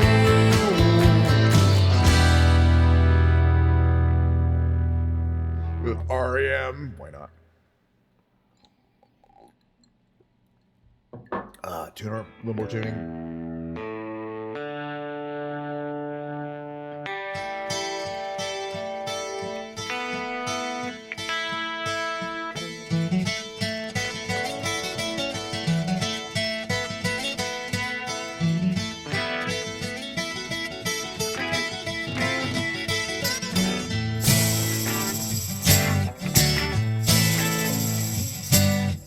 I can see why you think you belong to me.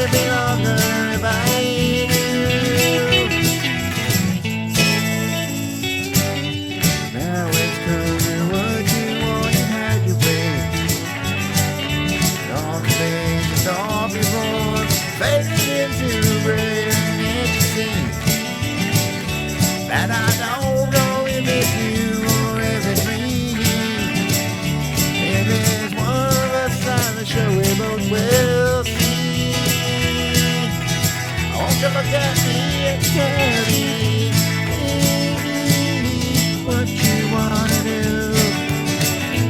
I think I could stay with you for a while, maybe longer if I could get it out. Baby, what you wanna do.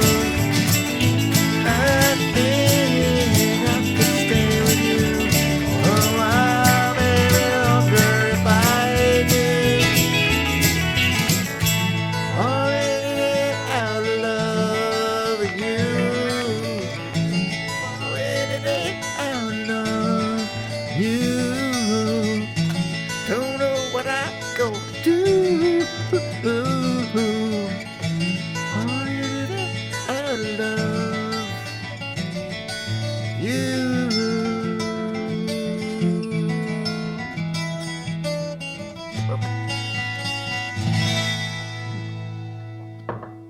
Gonna do some of the expansion on the richer songs, and specifically this one.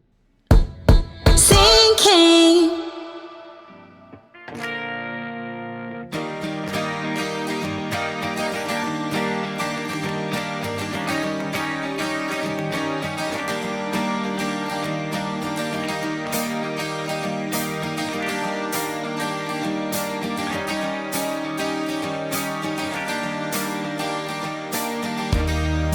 It's me, out of the bearded barley, lightly beside the green grass, swing, swing, swing the spinning step.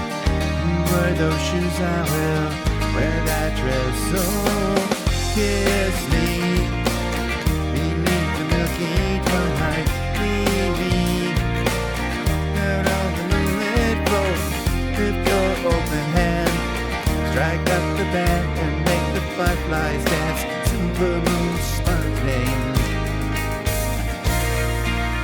So kiss me.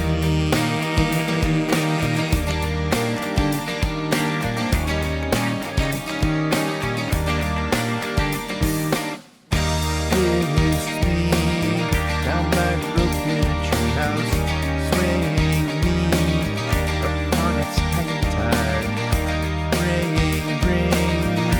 Bring your flowered hat.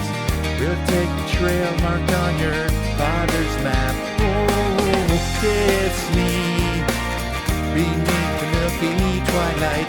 Lead me out on the moonlit floor. Lift your open hand, strike up the band and make the fireflies dance. Silver moon sparkling. So kiss me.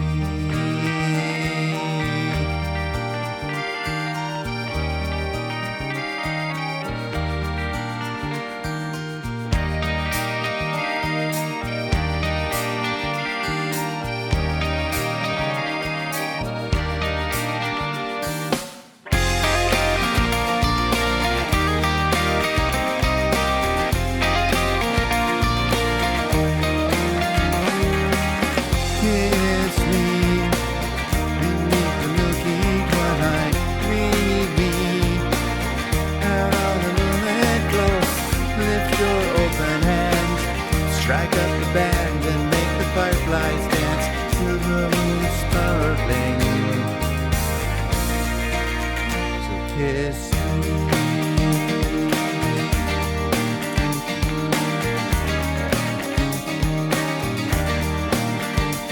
Kiss me.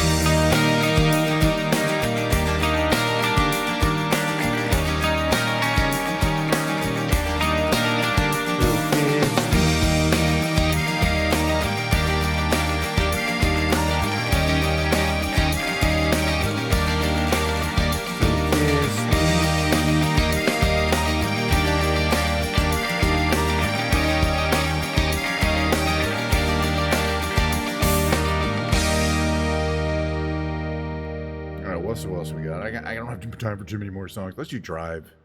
I want to do a quick retune. I just put the strings on. It's going to be tuned a lot. Tune check. Nope. Nope.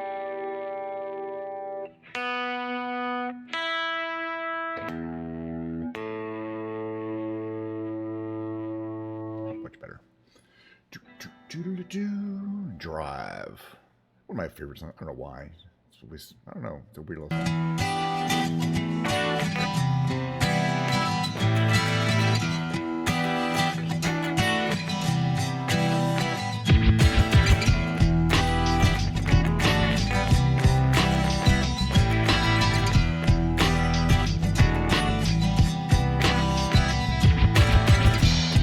Sometimes I fear the fear of uncertainty, staying clear. And I help but ask myself how much I let the fear take the wheel and steer. Driven me before, seems to have a vague haunting mass appeal. Lately I'm getting to find out that I should be the one behind the wheel. Every time my hope breaks, I'll be there. Hi, Sarah. Open arms, open eyes, yeah. Every time my hope breaks, I'll be there. I'll be there.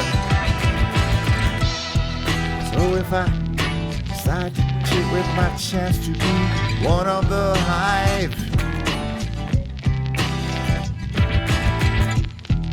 will I choose a water over wine, hold my own and die? Oh, oh, oh, oh.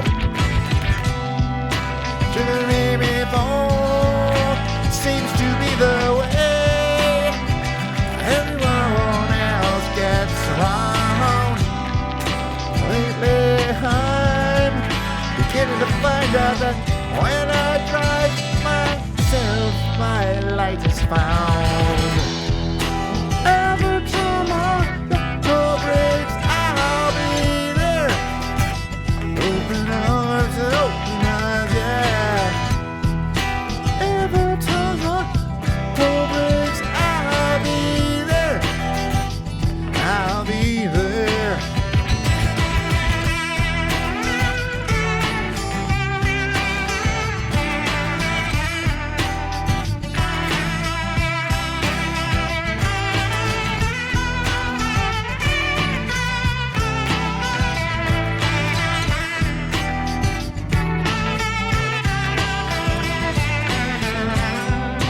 Would you choose water over wine? Hold the wheel and drive. Every time the whole breaks, I'll be there. Open arms and open eyes, yeah. Every time the whole breaks, I'll be there. I'll be there.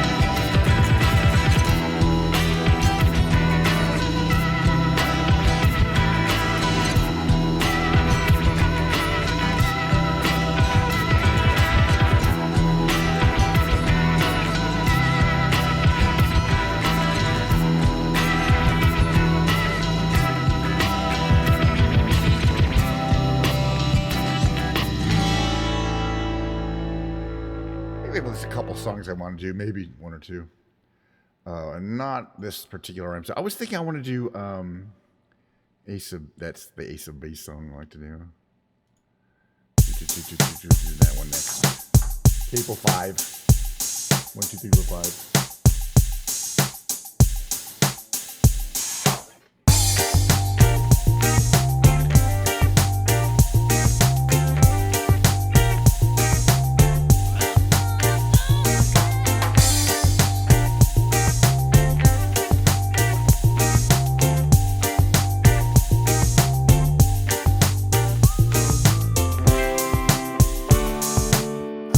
I got a new life, doing hardly record.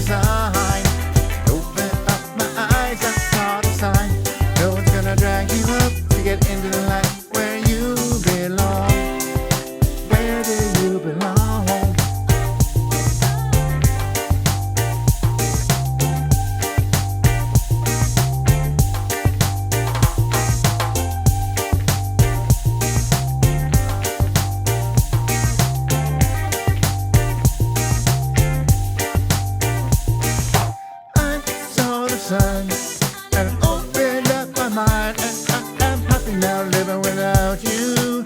Left you, oh, oh, oh. I saw the sign.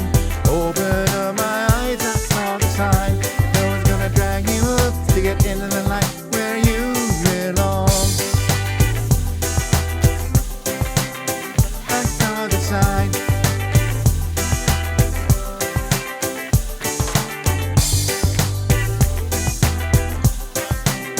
I saw the sign. Open up my eyes, I saw the sign.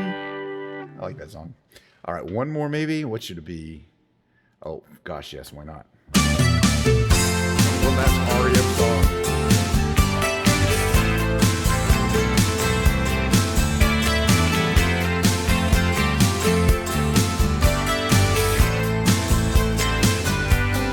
Oh, life is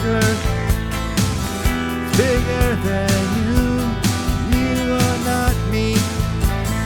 Lanes that I will go to, distance in your eyes.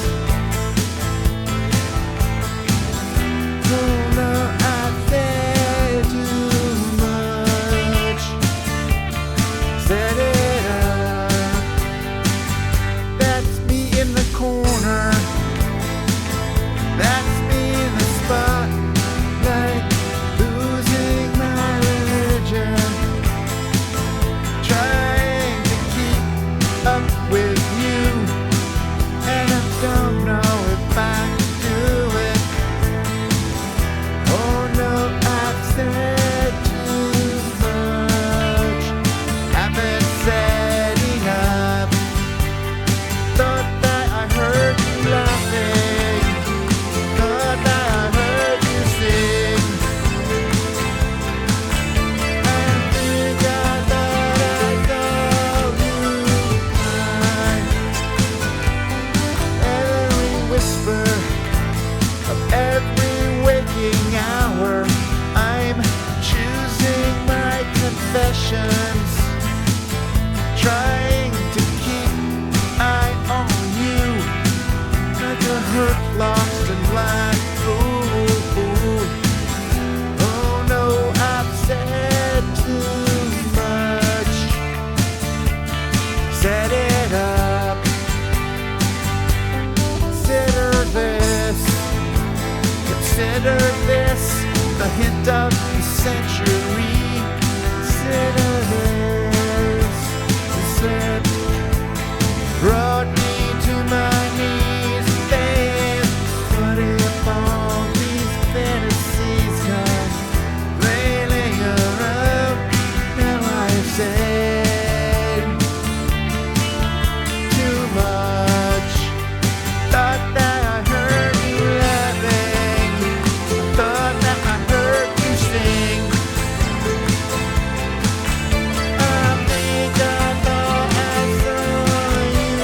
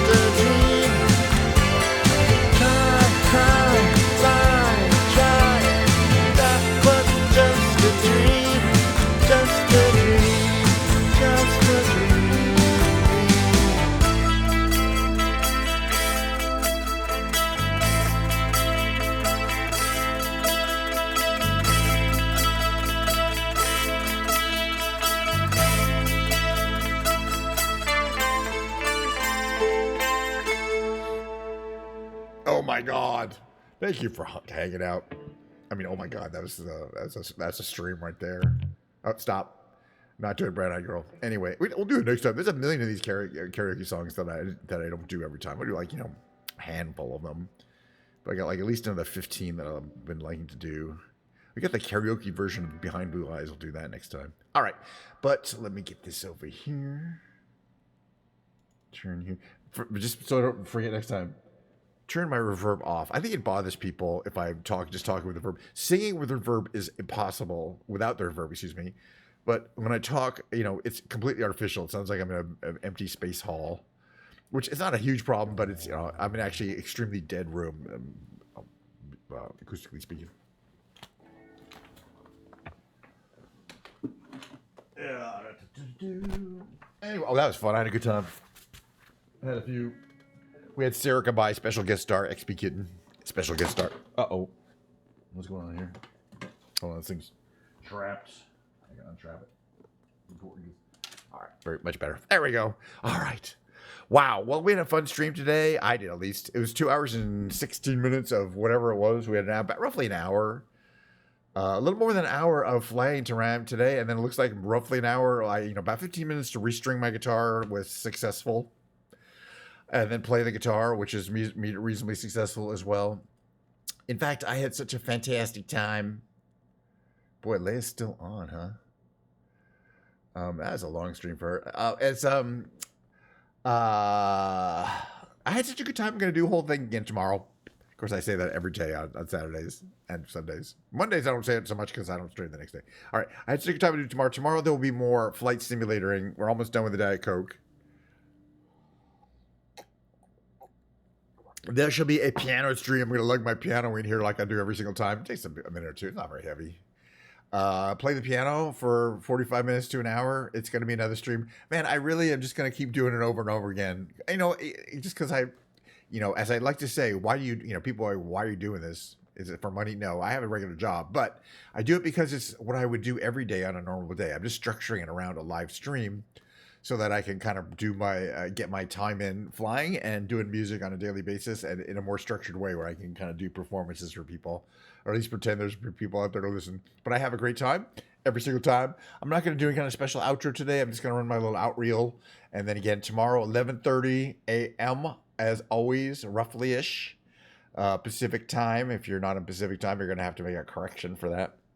But again, thank you so much. All the lovely people came by today. All my favorite people in the world. Just about. But yeah, this isn't a just chatting stream. It really wouldn't matter if people came by, but it's always nice to say hi to a few people. So it's always good. And we'll do some more of that tomorrow, I'm sure. All right, so I'm going to run my outroll, and we'll see you again the next time.